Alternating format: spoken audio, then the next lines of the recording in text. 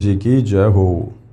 परम पिता परमात्मा सारी सृष्टि के रचनहार कुल मालिक असंख्य ब्रह्मांडों के स्वामी जगत गुरु तीनों लोकों में प्रवेश करके सबका धारण पोषण करने वाले राजाधीराज आत्माधार नाथों के नाथ देवों के देव महादेव सर्वेश्वर महेश्वर मृत्युंजय अजरो अमर आदि अनादि सनातनी प्रभु जगत पिता जगदीश्वर श्री श्री 1008 की उपाधि के वास्तविक अधिकारी अकाल मूर्त शब्द स्वरूपी राम वासुदेव सर्वगतम ब्रह्म परम पूज्य प्रथम पूज्य परम संत परम पुरुष परम धनी परम दयालु सत्य कबीर हक्का कबीर अल्लाहु कबीर अल्लाहु अकबर बाखबर अल्लाह ताला जगत के तारणहार जगत के मुक्तिदाता जगत के जगन्नाथ हारे के सहारे हिंदुओं के राम मुसलमानों के अल्लाह सिखों के वाहिगुरु ईसाइयों के मसीह दया के सागर दया निधि करुणा के सागर करुणा निधि स्वयंभू परिभू संकट मोचन कष्ट हरण मंगल करण दुख भंजन अविगत कबीर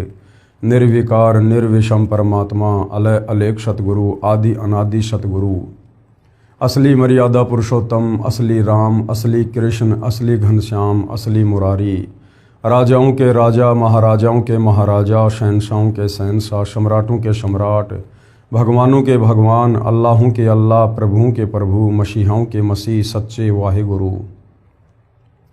बाबाओं के बाबा पीरों के पीर सेठों के सेठ जगत सेठ सावड़सा सेठ सर्वगुण संपन्न अनंत कोटि कलाओं के स्वामी अनंत कोटि ब्रह्मांडों के नायक योगियों में महायोगी ध्यानियों में महाध्यानी सिद्धों में परम सिद्ध ज्ञानियों में तत्वज्ञानी परम ज्ञानी महाज्ञानी सर्वश्रेष्ठ ज्ञानी विज्ञानी युवा कबीर समर्थ कबीर असमवात अमित ओजा सच्चे रहनुमा करीम अल्लाह सुभान अल्लाह दुनिया के अंतिम पैगंबर 8 सितंबर 1951 से गांव धनाना जिला सोनीपत हरियाणा भारतवर्ष की पावन भूमि पे प्रकट रियल कल की भगवान श्री नारायण साकार हरि श्री बाबा साहेब नूर अनंत परमात्मा सच्चे दरवे सच्चे बाखबर संत श्रोमणी सतगुरु रामपाल जी परमेश्वर जी के चरण कमल में आप और हम सभी भाई बहनों का अनंत कोटि दंडवत प्रणाम।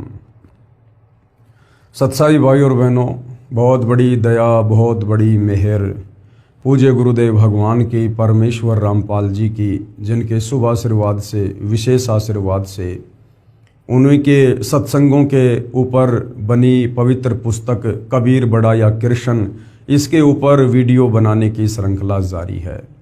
इसी श्रृंखला में आज हमारा ये 13वें नंबर का वीडियो है। इस पवित्र आध्यात्मिक पुस्तक कबीर बड़ा या कृष्ण में हमें अध्यात्म को लेकर भक्ति मार्ग को लेकर शास्त्र अनुकूल सत साधना को लेकर धार्मिक अनुष्ठानों को लेकर पाखंडवाद को लेकर जंत्र मंत्र को लेकर वो तमाम जानकारियाँ प्राप्त हो रही हैं जो जानकारियाँ तत्व ज्ञान के अभाव में हमारे नादान धर्म गुरु हमें ना सतयुग में दे पाए ना त्रेता युग में दे पाए ना द्वापर में दे पाए और कलयुग तकरीबन 5000 वर्ष बीत चुका है, आज तक कोई भी आचार्य और शंकराचार्य नहीं दे पाए। अब दया हुई है सर्व ब्रह्मांडों के रचयिता परम अक्षर ब्रह्म सत्य पुरुष शब्द स्वरूपी राम कबीर परमेश्वर जी की, जो स्वयं इस घोर कलयुग में इस कलयुग की पिछली पीढ़ी में भक्ति युग में 8 सितंबर 1951 के दिन सतलोक से चलकर गति करके सशरीर आप और हम सब की चरम दृष्टि को धोखा देते हुए काल को धोखा देते हुए 8 सितंबर 1951 के दिन गांव धनाना जिला सोनीपत हरियाणा में लीलामय रूप से प्रकट हुए हैं। आज हम सब के समक्ष प्रत्यक्ष हैं, विद्वान हैं। तो भाई और बहनों, अब ये भक्ति युग शुरू हो चुका है। अगर किन्हीं आत्माओं ने वास्तव में पूर्ण मोक्ष प्राप्त करना है, इस काल के जन्म और मरण के झंझट से मुक्त होना है, 184 योनियों में जाकर जो पीड़ा हम युगों युगों से सहन कर रहे हैं, यदि उसे मुक्त होना चाहते हैं, तपतशिला के कष्ट से और नरक भोगने से यदि मुक्त होना चाहते हैं, तो आज जो सर्वणिम मौका शु अवसर हमें साक्षात विश्व की परम शक्ति कबीर देव जी ने प्रदान किया है सतगुरु रामपाल जी के रूप में आकर, ये मौका भाई और बहनों फिर आगे इनके वापस सतलोक चले जाने के बाद नसीब नहीं होगा। यानी पूर्ण मोक्ष प्राप्त करने का अवसर उसी समय तक है जब तक आप सतगुरु रामपाल जी को इस धरती पर देख रहे हैं। इनके सतलोक जाने के बाद फिर ये मौका हाथ से निकल जाएगा पूर्ण मोक्ष प्राप्ति वाला। हाँ, इनके द्वारा जो भक्ति यहाँ पर हमें दी जा चुकी है, इस भक्ति को करने से, इन मंत्रों का जाप करने से, इन धार्मिक यज्ञों को करने से हम यहाँ पर धनी बन जाएंगे, खुशहाल हो जाएंगे, हमारे बिगड़े हुए कार्य भी बनेंगे और शरीर छूटने के बाद अगले जन्मों में हम देवता भी बन जाएंगे। फिर कभी मनुष्य जन्म मिला तो राजा महाराजा भी मिल जाएंगे, परंतु पूर्ण मोक्ष प्राप्त करने से वंचित रह जाएंगे। तो ये जो गोल्डन चांस हमें मिला है भाई और बहनों, हमें इसका भरपूर फायदा उठाना चाहिए। तो आप सतगुरु रामपाल जी के सत्संगों को सुनना प्रारंभ कीजिएगा। मोबाइल आपकी पॉकेट में है, यूट्यूब पर जाइए, सतगुरु रामपाल जी के सत्संग सर्च कीजिए, पहले उनके ज्ञान को सुनिए, समझिए, उसके बाद उनसे नाम दीक्षा लेकर अपनी आत्मा का कल्याण करवाएं। तो भाई और बहनों, इस ज्ञान को समझने के लिए कि हमारे ही धर्मशास्त्रों में अध्यात्म को लेकर, भक्ति मार्ग को लेकर, आत्मज्ञान और परमात्म ज्ञान को लेकर क्या कुछ लिखा हुआ है, और ये हमारे नादान धर्म गुरु, वो चाहे किसी भी धर्म से संबंधित हैं, हमें इन्हीं धर्मशास्त्रों का हवाला देकर इनके विरुद्ध भक्ति साधना करवाते रहे और काल के मुख में झोंकते रहे। तो इसी बात को लेकर इस पवित्र पुस्तक कबीर बड़ा या कृष्ण में जो विषय चल रहा है वो है जनता की अदालत। जनता की अदालत में मुकदमा क्या है? कबीर बड़ा या कृष्ण। सुप्रीम गॉड कौन है? सर्वशक्तिमान परमात्मा कौन है? वो कुल का एक मालिक कौन है जिसने सर्व सृष्टि को रचा है, जो तीनों लोकों में प्रवेश करके सबका धारण पोषण कर रहा है। इस विषय को लेकर जनता की अदालत में मुकदमा जारी है और जनता की अदालत में जनता खुद ही जज है, क्योंकि ये कलयुग की बिचली पीढ़ी का समय है। परमेश्वर ने सबको अक्षर ज्ञान युक्त कर रखा है। सभी भाई बहन बच्चे से लेकर बूढ़े तक शिक्षित हैं, अपनी आंखों से धर्म ग्रंथों में लिखी सच्चाई को देख सकते हैं, जान सकते हैं और निर्णय कर सकते हैं। इसलिए जनता की अदालत में जज सतगुरु रामपाल जी ने स्वयं जनता को ही चुना है और मुकदमा है कबीर बड़ा या कृष्ण। तो एक तरफ कबीर जी के जो वकील के रूप में हैं वे सतगुरु रामपाल जी हैं और दूसरी तरफ श्री कृष्ण उर्फ विष्णु जी के वकील की भूमिका में हिंदू धर्म के सर्व धर्म गुरु खड़े हुए हैं। और जो प्रश्न, जो सवाल हिंदू धर्म ग्रंथों का हवाला देते हुए हिंदू धर्म के धर्म गुरुओं ने जनता की अदालत में सतगुरु रामपाल जी से किए थे, इधर कबीर जी के वकील सतगुरु रामपाल जी उन तमाम सवालों के प्रमाणित जवाब सबूतों सहित हिंदुओं के धर्म गुरुओं को उन्हीं की आंखों के सामने और धर्म ग्रंथों से दिखा कर बता रहे हैं, जनता की अदालत में पेश कर रहे हैं। ये तमाम चीजें देखकर, प्रत्यक्ष प्रमाण देखकर जनता की आंखें खुल रही है कि हमारे ही धर्म ग्रंथों में शास्त्र अनुकूल साधना लिखी हुई है। कौन परमात्मा सुप्रीम है, किस परमात्मा की भक्ति पूजा करने से हमारी आत्मा का कल्याण होगा, मोक्ष होगा, काल के द्वारा लगाए गए कर्म बंधनों से मुक्ति मिलेगी, ये हमारे ही पवित्र धर्मशास्त्रों में, चारों वेदों में, गीता जी में, पुराणों में लिखा हुआ है। परंतु हमारे नादान धर्म गुरु तत्व ज्ञान के अभाव में हमें निष्कर्ष निकाल कर नहीं दे पाए। तो अब जनता अपनी आंखों से प्रत्यक्ष प्रमाण देखकर सत्य को स्वीकार कर रही है और अध्यात्म को जानने में रुचि दिखा रही है। और उसी रुचि के तहत जनता की अदालत में जनता के द्वारा कबीर जी के वकील सतगुरु रामपाल जी से कुछ प्रश्न किए जा रहे हैं और सतगुरु रामपाल जी प्रत्येक प्रश्न का शास्त्र प्रमाणित जवाब दे रहे हैं। आज जनता की अदालत में जनता कबीर जी के वकील सतगुरु रामपाल जी से क्या प्रश्न पूछ रही है? प्रश्न नंबर 10, आप पूर्ण मोक्ष किसे मानते हैं? जनता का सवाल है सतगुरु रामपाल जी से कि आप पूर्ण मुक्ति, पूर्ण मोक्ष किसे मानते हैं? क्या है वो पहचान जिससे ये समझा जाए कि ये जीव आत्मा इस काल के 21 ब्रह्मांड से पूर्णतया मोक्ष प्राप्त कर चुकी है, मुक्त हो चुकी है। अब ये जीवात्मा कभी भी जन्म और मरण के चक्कर में नहीं आएगी, लक 84 योनि में नहीं जाएगी, नरक नहीं भोगेगी, तपतशिला का कष्ट नहीं भोगेगी। आप पूर्ण मोक्ष किसे मानते हैं? तो कबीर जी के वकील सतगुरु रामपाल जी ने जवाब दिया कि गीता अध्याय 15 श्लोक 4 में वर्णन है कि तत्वदर्शी संत की प्राप्ति के पश्चात तत्व ज्ञान रूपी शस्त्र से अज्ञान को काटकर अर्थात अच्छी तरह ज्ञान समझकर उसके पश्चात परमेश्वर के उस परम पद की यानी सतलोक की खोज करनी चाहिए, जहां जाने के पश्चात साधक यानी भगत फिर लौटकर संसार में कभी नहीं आते, अर्थात उनका जन्म कभी नहीं होता। जिस परमात्मा ने सर्व रचना की है यानी सारी सृष्टि को रचा है, केवल उसी की भक्ति पूजा करो। पूर्ण मोक्ष उसी को कहते हैं जिसकी प्राप्ति के पश्चात यानी जिस परमात्मा की प्राप्ति के पश्चात, जिस सतलोक में जाने के पश्चात पुनः यानी दोबारा जन्म ना हो, कहाँ, इस काल के लोक में, और जन्म मरण का चक्कर सदा के लिए समाप्त हो जाए। तो जनता की अदालत में सतगुरु रामपाल जी ने हिंदुओं की जो पवित्र पुस्तक है श्रीमद् भगवत गीता, उसी से प्रमाणित कर दिया है कि आप ही के धर्मशास्त्र में लिखा हुआ है कि पूर्ण मोक्ष किसे कहते हैं। गीता अध्याय 15 श्लोक नंबर 4।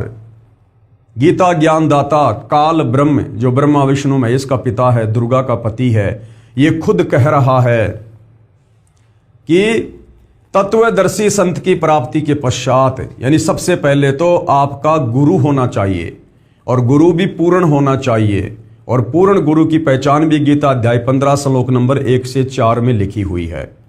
और पूर्ण गुरु होगा वो तत्वदर्शी संत होगा, और जो तत्वदर्शी संत होगा वो खुद कबीर भगवान होगा। यानी जब वो कबीर भगवान इस धरती पर प्रकट होता है, उसके बाद तत्वदर्शी संत की भूमिका करता है, तो वो सर्व धर्मशास्त्रों को दिखा दिखा के अपने ज्ञान को प्रमाणित करता है, सृष्टि रचना को प्रमाणित करता है। जो भक्ति साधना वो देता है, जो मंत्र वो देता है, उन मंत्रों को उन्हीं धर्मशास्त्रों से प्रमाणित करके दिखाता है। वो धर्मशास्त्र चाहे हिंदू धर्म के हो, चाहे मुसलमान धर्म के, चाहे सिख धर्म के, चाहे ईसाई धर्म के। उसके बाद उस ज्ञान को अच्छे से समझकर तत्वदर्शी संत की शरण में आकर उनके द्वारा दी भक्ति साधना को मर्यादा में रहकर आजीवन करने से फिर आपको वो अविनाशी पद प्राप्त होगा, परम पद प्राप्त होगा, शतलोक प्राप्त होगा। उस शतलोक में जाने के बाद फिर ये आत्मा कभी वापस लौटकर इस काल के 21 ब्रह्मांड में नहीं आती है, यहाँ फिर इसका पुनर्जन्म नहीं होता है। ये सदा सदा के लिए शतलोक में ही निवास करती है, और शतलोक में भी आगे के लोगों के लिए भक्ति है यदि जाना चाहे तो, अन्यथा शतलोक में जाने के पश्चात इस आत्मा को किसी प्रकार का कोई कष्ट नहीं है, कोई पीड़ा नहीं है, जन्म मरण का कोई कष्ट नहीं है, बुढ़ापे का कोई कष्ट नहीं है, ना किसी वस्तु का कोई अभाव है, ना वहाँ कोई राग द्वेष ईर्ष्या छल कपट मन मुटाव चोरी जारी निंदा चुगली घूसखोरी रिश्वतखोरी मिलावट कुछ भी नहीं है। वहाँ केवल आनंद ही आनंद है, क्योंकि शतलोक सुख का सागर है। अर्थात कहने का मतलब है तत्वदर्शी संत की शरण में आकर उनके बताए अनुसार मर्यादा में रहकर आजीवन भक्ति करने से हम इस काल के 21 ब्रह्मांड से निकलकर शतलोक चले जाएंगे, और शतलोक जाने के बाद फिर हम कभी वापस लौटकर इस काल के लोक में नहीं आएंगे। उसको कहते हैं पूर्ण मोक्ष प्राप्ति। आगे जनता की अदालत में जनता ने फिर एक सवाल किया है सतगुरु रामपाल जी से। प्रश्न नंबर 11, क्या गीता ज्ञानदाता ब्रह्म की भक्ति से पूर्ण मोक्ष संभव है? गीता ज्ञानदाता ये काल ब्रह्म है, जिसको ज्योति निरंजन कहते हैं, क्षर पुरुष कहते हैं, जिसका जिक्र गीता अध्याय 15 श्लोक नंबर 16 में है कि इस संसार में मुख्यतः 2 भगवान हैं, क्षर पुरुष और अक्षर पुरुष। तो जो क्षर पुरुष है, जो नाशवान है, ये गीता ज्ञानदाता है, जिसको काल कहते हैं, ज्योति निरंजन कहते हैं। ये ब्रह्मा विष्णु महेश के पूज्य पिताजी हैं, और ये दुर्गा का पति है, जिसने महाभारत के समय श्री कृष्ण जी के शरीर में प्रवेश करके और गीता जी का ज्ञान बोला था। तो इस गीता ज्ञानदाता काल ब्रह्म के विषय में जनता की अदालत में जनता पूछ रही है कबीर जी के वकील सतगुरु रामपाल जी से, क्या गीता ज्ञानदाता इस ब्रह्म की भक्ति से पूर्ण मोक्ष संभव है? तो उत्तर सतगुरु रामपाल जी दे रहे हैं कि बिल्कुल भी नहीं है। मोक्ष तो मिलेगा, लेकिन कहां तक का मिलेगा? जहां तक की भक्ति करने से ये काल साधक को उसका फल देता है। यानी ब्रह्म की भक्ति करने से साधक ब्रह्म लोक में जाएगा। ब्रह्म की भक्ति यानी काल की भक्ति गीता अध्याय 8 श्लोक नंबर 13 में वर्णित है कि ओम इति एक अक्षर ब्रह्म व्यवहारण माम अनुस्मरण ये पर्याति तजन देहम सयाति परमाम गतम। कि अर्जुन, मुझ ब्रह्म की साधना का एक ओम मंत्र है, और जो इस ओम मंत्र का अंतिम श्वास तक, शरीर छूटने तक जाप करता है, वो मुझ ब्रह्म की परम गति को प्राप्त होता है। और इस ब्रह्म की परम गति क्या है? गीता अध्याय 8 श्लोक नंबर 16, ये ब्रह्म लोक में रहता है। और ब्रह्म लोक में गया हुआ साधक भी वापस लौटकर जन्म और मरण में आता है, लक 84 योनि में जाता है। अर्थात गीता ज्ञानदाता ब्रह्म की साधना करने से साधक ब्रह्म लोक में जाएगा, जो कि इसकी परम गति है, जो अंतिम मुक्ति है इस काल लोक की। और उस अंतिम मुक्ति को भोगकर अपने पुण्य खर्च करके ब्रह्म लोक से भी साधक वापस जन्म मरण में आएगा। अर्थात काल की साधना से, ब्रह्म की साधना से भी पूर्ण मुक्ति नहीं है।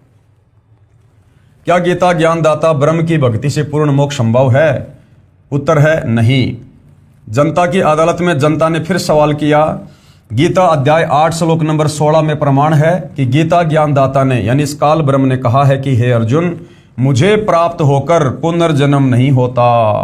आप कैसे कहते हैं कि ब्रह्म भक्ति से पूर्ण मोक्ष संभव नहीं है?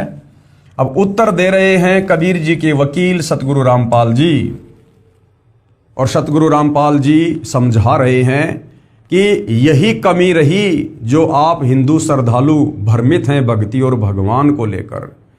तत्व ज्ञान के अभाव में हमारे धर्म गुरुओं ने, गीता के अनुवादकों ने गीता जी के श्लोकों के अर्थों का अनर्थ कर दिया, क्योंकि ये ब्रह्म से ऊपर किसी को परमात्मा नहीं जानते थे, नहीं मानते थे। और जहां जहां इस ब्रह्म ने अपने से अन्य उस परमेश्वर की, सुप्रीम गॉड की, परम अक्षर ब्रह्म की शरण में जाने को कहा है, वहां वहां इन गीता अनुवादकों की बुद्धि स्लिप हो गई। इन्होंने सोचा कि ब्रह्म से ऊपर तो कोई परमात्मा है ही नहीं, फिर ये ब्रह्म अपने से अन्य किसी और की शरण में जाने को क्यों कह रहा है। तो घुमा फिराकर इन्होंने अर्थों का अनर्थ करके और इस ब्रह्म के ऊपर ही टोपी पहना दी कि वो खुद अपने लिए ही कह रहा है। तो सतगुरु रामपाल जी अब इस गीता अध्याय 8 श्लोक नंबर 16 का आपको सही से अनुवाद करके बताएंगे, समझाएंगे, और आपको श्री मद देवी भागवत यानी महापुराण, देवी पुराण से आपको प्रमाणित करके बताएंगे कि ब्रह्म साधना से जन्म और मरण है या नहीं है, ब्रह्म साधना से जीव मुक्त होता है या नहीं होता है।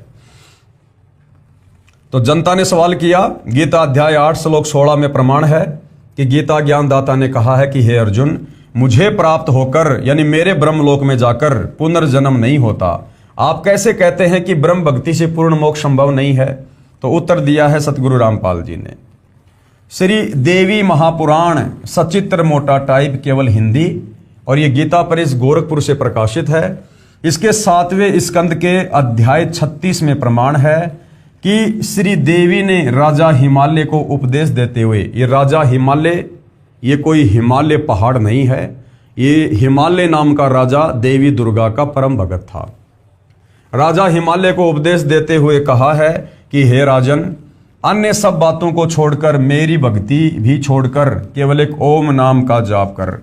राजा हिमालय ने कहा कि हे देवी, हे माता, मुझे मोक्ष चाहिए, क्योंकि राजा के पास में धन बहुत होता है, लेकिन उस धन से भी उसको संतुष्टि नहीं होती है। तो राजा हिमालय ने, जो कि देवी का पुजारी था, उसने कहा कि माता, मुझे वो विधि बताओ जिससे मेरा पूर्ण मोक्ष हो जाए। तो दुर्गा ने क्या कहा कि अन्य सब बातों को छोड़कर, यानी और सारी पूजा पाठ को छोड़कर, ये देवी देवता, भैरव भूत, हनुमान, ब्रह्मा विष्णु महेश, यहां तक कि देवी दुर्गा राजा हिमालय को कह रही कि मेरी भक्ति भी छोड़ दे, और सब बातों को छोड़कर, यानी और सब की पूजा छोड़कर, अन्य सब बातों को छोड़कर, मेरी भक्ति भी छोड़कर केवल एक ओम नाम का जाप कर। ब्रह्म प्राप्ति का यही एक मंत्र है, क्योंकि ओम ये ब्रह्म का मंत्र है। इससे संसार के उस पार जो ब्रह्म है उसको पा जाओगे, यानी तुम काल को प्राप्त हो जाओगे, तुम्हारा कल्याण हो। वह ब्रह्म यानी वो काल ब्रह्म लोक रूपी दिव्य आकाश में रहता है, यानी 21 ब्रह्मांड में सबसे ऊपर रहता है। पेश है श्री देवी भागवत यानी देवी पुराण के 7वें स्कंद के अध्याय 36 से संबंधित प्रकरण की फोटोकॉपी। तो जनता की अदालत में सतगुरु रामपाल जी के द्वारा अब जनता के सामने श्री देवी महापुराण का 7वें स्कंद का ये जो पृष्ठ है ये दिखाया जा रहा है, ताकि भगत समाज को, हिंदू समाज को विश्वास हो कि वास्तव में जो ब्रह्म साधना है, चारों वेद और गीता जी में जो सर्वश्रेष्ठ साधना है ब्रह्म साधना, इस ब्रह्म साधना को करने से भी साधक जन्म और मरण में ही रहता है। देवी के द्वारा हिमालय को ज्ञान उपदेश और ब्रह्म स्वरूप का वर्णन। अब ये देवी दुर्गा क्या कह रही है? श्री देवी जी कहने लगी, हे पर्वतराज, इस प्रकार योग युक्त होकर मुझ ब्रह्म स्वरूपा देवी का ध्यान करो, और ये ध्यान आसन पर भली भांति बैठकर अहेतुकी भक्ति के साथ करना चाहिए। पहले तो देवी दुर्गा राजा हिमालय को अपनी भक्ति साधना के विषय में बता रही है कि यदि मुझ देवी को प्रसन्न करना है, मेरे स्तर का लाभ प्राप्त करना है, तो किस प्रकार से मेरी भक्ति करनी चाहिए। लेकिन हिमालय ने कहा कि मुझे तो पूर्ण मोक्ष चाहिए, जन्म और मरण से छुटकारा चाहिए। उसके बाद देवी ने फिर उसको ब्रह्म भक्ति के बारे में बताया। उस ब्रह्म का क्या स्वरूप है, यानी उस काल का क्या स्वरूप है, यह बतलाया जाता है। जो प्रकाश स्वरूप सबके अत्यंत समीप में स्थित हृदय रूप गुहा में स्थित होने के कारण गुहाचर नाम से प्रसिद्ध और महान पद अर्थात परम प्राप्य है। जितने भी चेष्टा करने वाले, श्वास लेने वाले, आंखों को खोलने मूंदने वाले प्राणी हैं, सब उस ब्रह्म में ही समर्पित हैं, उसी में स्थित हैं। सत असत सब कुछ वही है, वही सबके द्वारा वर्ण करने योग्य सर्वोत्कृष्ट है। वह समस्त प्रजा के ज्ञान से परे है कि उस ब्रह्म के बारे में 21 ब्रह्मांड का कोई भी प्राणी नहीं जानता है कि वो ब्रह्म कौन है, कैसा दिखाई देता है। तो दुर्गा कह रही है वह समस्त प्रजा यानी 21 ब्रह्मांड में जितने भी प्राणी हैं उन सब के ज्ञान यानी उन सब की बुद्धि से परे है, अर्थात किसी की बुद्धि में आने वाला नहीं है, क्योंकि वो गुप्त रहता है, साकार है लेकिन अपने आप को निराकार साबित करवा रखा है, उसको श्राप लगा हुआ है, इसलिए वो अपने ओरिजिनल ब्रह्म रूप में, काल रूप में किसी को दर्शन नहीं देता। यह तुम जानो जो परम प्रकाश रूप है, जो सूक्ष्म से भी अत्यंत सूक्ष्म है, जिसमें संपूर्ण लोक और उन लोकों में निवास करने वाले प्राणी स्थित हैं, वही यह अक्षर ब्रह्म है। अब जानकारी देनी चाहिए ब्रह्म की, लेकिन बीच बीच में दुर्गा करिए अक्षर ब्रह्म है। अरे गीता अध्याय 15 श्लोक 16, ये दो अलग अलग भगवान है, क्षर पुरुष और अक्षर पुरुष। क्षर पुरुष तो ये काल है जो 21 ब्रह्मांड का स्वामी है, और अक्षर पुरुष ये पर ब्रह्म है जिसके पास 7 संग ब्रह्मांड हैं। लेकिन देवी दुर्गा क्योंकि सृष्टि रचना का ज्ञान इसको भी नहीं है, कंप्लीट आध्यात्मिक ज्ञान इसको भी नहीं है, तो ये भी गोलमोल करके बता रही है। वही सबके प्राण हैं, वही सबकी वाणी है और वही सबके मन हैं। वह यह परम सत्य और अमृत अविनाशी तत्व है। सौम्य उस वेदने योग्य लक्ष्य का तुम वेदन करो, यानी ओम नाम पे ध्यान करो, मन लगाकर उसमें तुम तन्मय हो जाओ, यानी ब्रह्म की भक्ति में मन लगाओ। सौम्य उपनिषद में कथित महान अस्त्र रूप धनुष लेकर उस पर उपासना द्वारा तीक्ष्ण किया हुआ बाण संधान करो, और फिर भावानुगत चित्त के द्वारा उस बाण को खींचकर उस अक्षर रूप ब्रह्म को ही लक्ष्य बनाकर वेदन करो, यानी उस ब्रह्म की साधना करो, ओम नाम का जाप करो। प्रणव ओम धनुष है, यानी उसका मंत्र क्या है? ओम, और जीव आत्मा बाण है, और ब्रह्म को उसका लक्ष्य कहा जाता है। परमाद रहित अत्यंत तत्परता से साधन संलग्न होकर उसका वेदन करना चाहिए, और बाण के समान उसमें तन्मय हो जाना चाहिए, जिससे ब्रह्म में, स्वर्ग में, पृथ्वी, अंतरिक्ष, स्वर्ग और पृथ्वी के बीच का आकाश संपूर्ण प्राणों के सहित इंद्रिय युक्त मन बुद्धि रूप अंतःकरण ओतप्रोत है। उस एकमात्र परमात्मा को ही जाने, यानी उस ब्रह्म को ही जानो सब कुछ, दूसरी सब बातों को छोड़ दो, यानी और सबकी भक्ति साधना छोड़ दो, मुझ देवी दुर्गा की साधना भी छोड़ दो, उस ओम नाम के जाप के साथ में ब्रह्म की साधना करो। यही अमृत रूप परमात्मा के पास पहुंचाने वाला पुल है। संसार समुद्र से पार होकर अमृत स्वरूप परमात्मा को प्राप्त करने का यही सुलभ साधन है। इस आत्मा का ओम के जप के साथ ध्यान करो, यानी उस काल का, उस ब्रह्म का ओम नाम के साथ में जाप करो, इससे अज्ञानमय अंधकार से सर्वदा परे और संसार समुद्र से उस पार जो ब्रह्म है उसको पा जाओगे, तुम्हारा कल्याण हो। जो सदा जानने वाला, जो सब ओर से सबको जानने वाला है, जिसकी जगत में ये महिमा है, वह यह सबका आत्मा ब्रह्म कहाँ रहता है? ब्रह्म लोक रूप दिव्य आकाश में रहता है। ये जो मेन पॉइंट है भाई और बहनों, इस पूरे प्रकरण को समझने के लिए ये ध्यान रखना, दुर्गा देवी राजा हिमालय को क्या कह रही है कि उस ब्रह्म का ओम जाप है और वो कहाँ रहता है? वो ब्रह्म लोक रूप दिव्य आकाश में रहता है। वह यह सबका आत्मा ब्रह्म कहाँ रहता है? ब्रह्म लोक रूप दिव्य आकाश में। दो बातें ध्यान रखनी है, फिर हमें गीता जी बिल्कुल क्लियर कर देगी कि इस ब्रह्म साधना से जीव जन्म और मरण में रहता है या उसकी पूर्ण मुक्ति हो जाती है। पहला ओम नाम, और दूसरा वो ब्रह्म कहाँ रहता है? ब्रह्मलोक में रहता है। उसके बाद क्लियर हो जाएगा। भावार्थ है कि ब्रह्म साधना का केवल एक ओम नाम का जाप है जो देवी दुर्गा हिमालय को बता रही है। इससे ब्रह्म की प्राप्ति होती है और वह साधक कहां जाता है? ब्रह्मलोक में चला जाता है। इसी गीता अध्याय 8 श्लोक 16 में अब क्या कहा है, ध्यान से सुनिएगा, समझ में आ जाएगा। इसी गीता अध्याय 8 श्लोक 16 में कहा है कि ब्रह्मलोक सहित सर्वलोक पुनरावर्ती में है। ब्रह्मलोक से लेकर, ब्रह्मलोक 21 ब्रह्मांड का सबसे ऊपर का लोक है और बाकी लोक सब नीचे हैं, ब्रह्मा विष्णु महेश के, देवी दुर्गा के, देवताओं के। तो क्या कहा जाता है गीता अध्याय 8 श्लोक नंबर 16 में कि ब्रह्मलोक पर्यंत, यानी उस ब्रह्मलोक से लेकर और जितने भी लोक हैं 21 ब्रह्मांड में, ये सब पुनरावर्ती में है, अर्थात जन्म और मरण में है। पुनरावर्ती का मतलब है जिसको प्राप्त होके पुनः वापस जन्म और मरण में आना पड़े। इसी गीता अध्याय 8 श्लोक 16 में कहा है कि ब्रह्मलोक सहित सर्वलोक पुनरावर्ती में है, यानी जन्म और मरण के चक्कर में है, अर्थात ब्रह्मलोक में गए साधक का भी पुनर्जन्म होता है। ब्रह्म यानी काल की भक्ति से पूर्ण मोक्ष नहीं होता।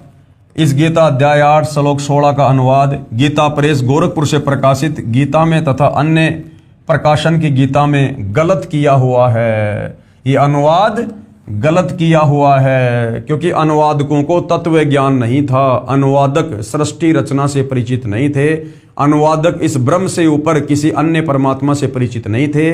गीता अनुवादक गीता अध्याय 15 श्लोक नंबर 16 और 17 से पूरी तरह से परिचित नहीं थे, जिसमें 3 भगवानों की जानकारी दी गई है। ये देखिएगा, आप लोगों के सामने है, पेश है फोटोकॉपी गीता अध्याय 8 श्लोक 16 की।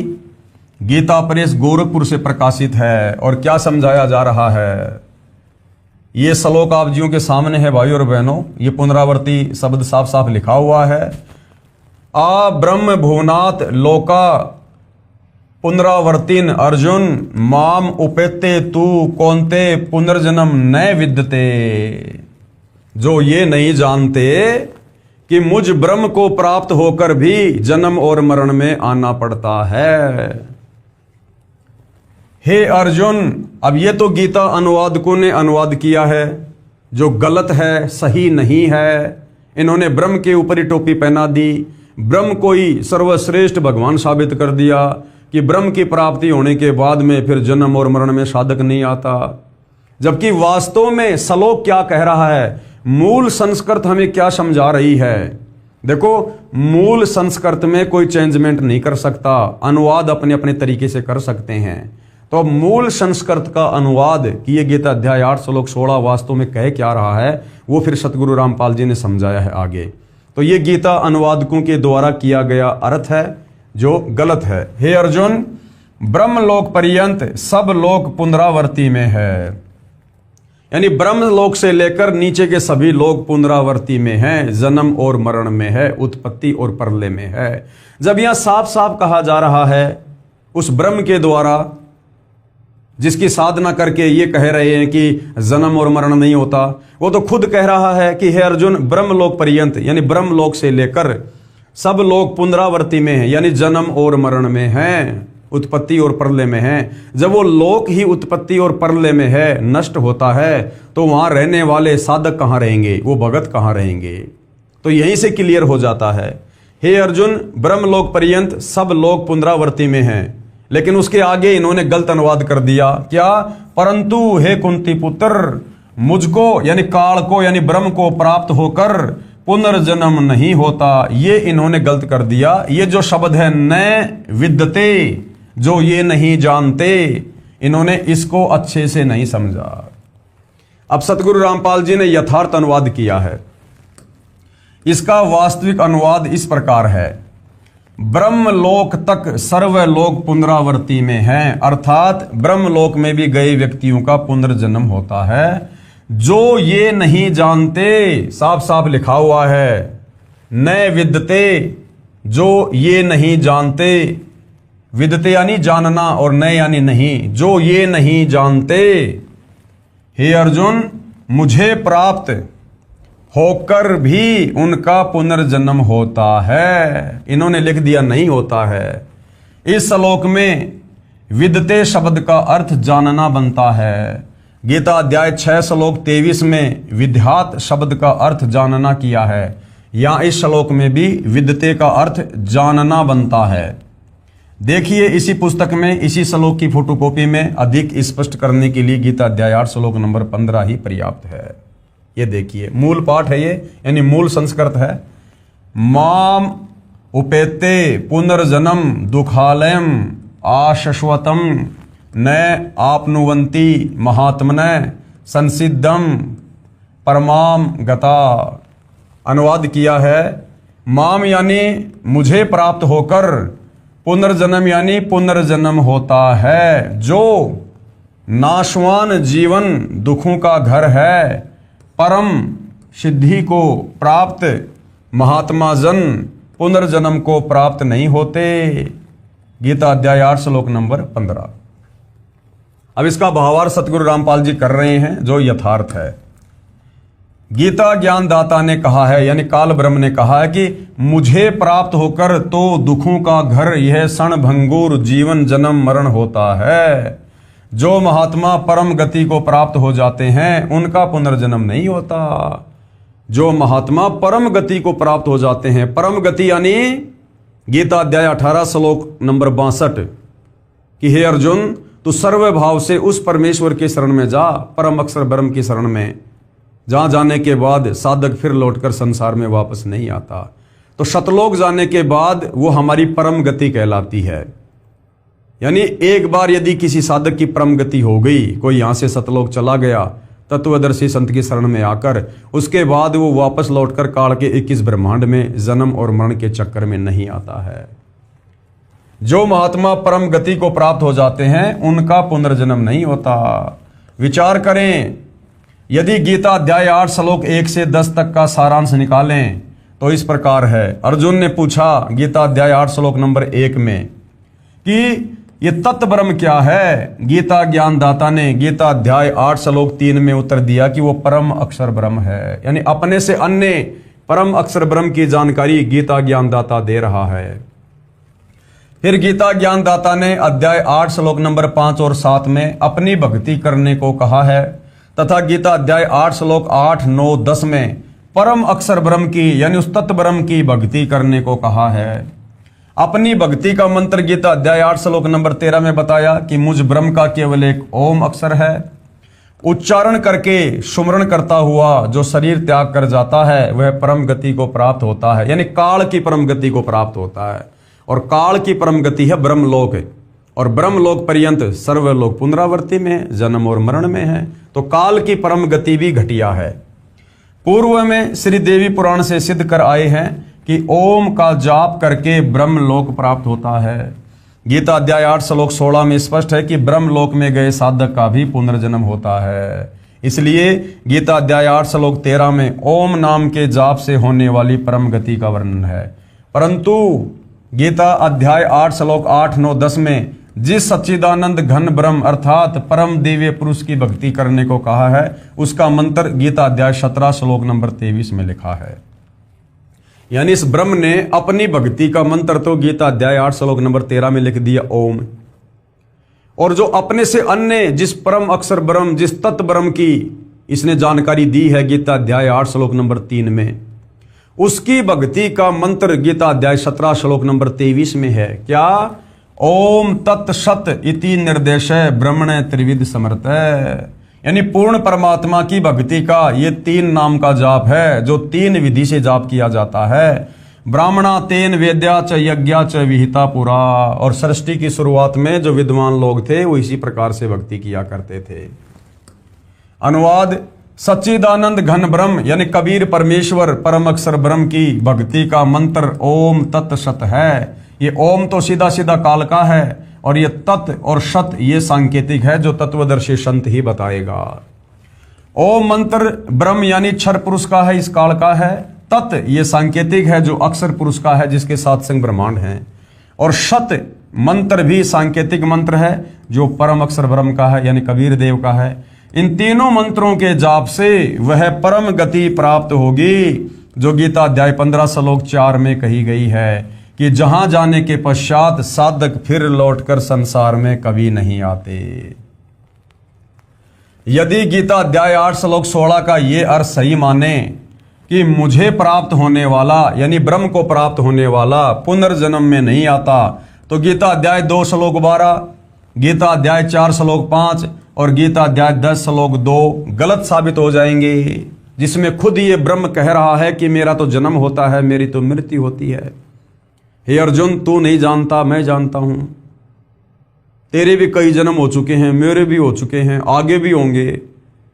अगर गीता अध्याय 8 श्लोक नंबर 16 का जो अनुवाद हमारे तत्व ज्ञानहीन गीता अनुवादकों ने और धर्मगुरुओं ने किया है कि ये ब्रह्म कह रहा है कि मुझे प्राप्त होकर फिर साधक जन्म और मरण में नहीं आता, तो फिर गीता अध्याय 2 श्लोक नंबर 12, गीता अध्याय 4 श्लोक नंबर 5 और 9, गीता अध्याय 10 श्लोक 2 ये फिर गलत साबित हो जाएंगे, जिसमें खुद ये ब्रह्म पहले कह चुका है कि मेरे और तेरे बहुत जन्म हो चुके हैं, तू नहीं जानता, मैं जानता हूं।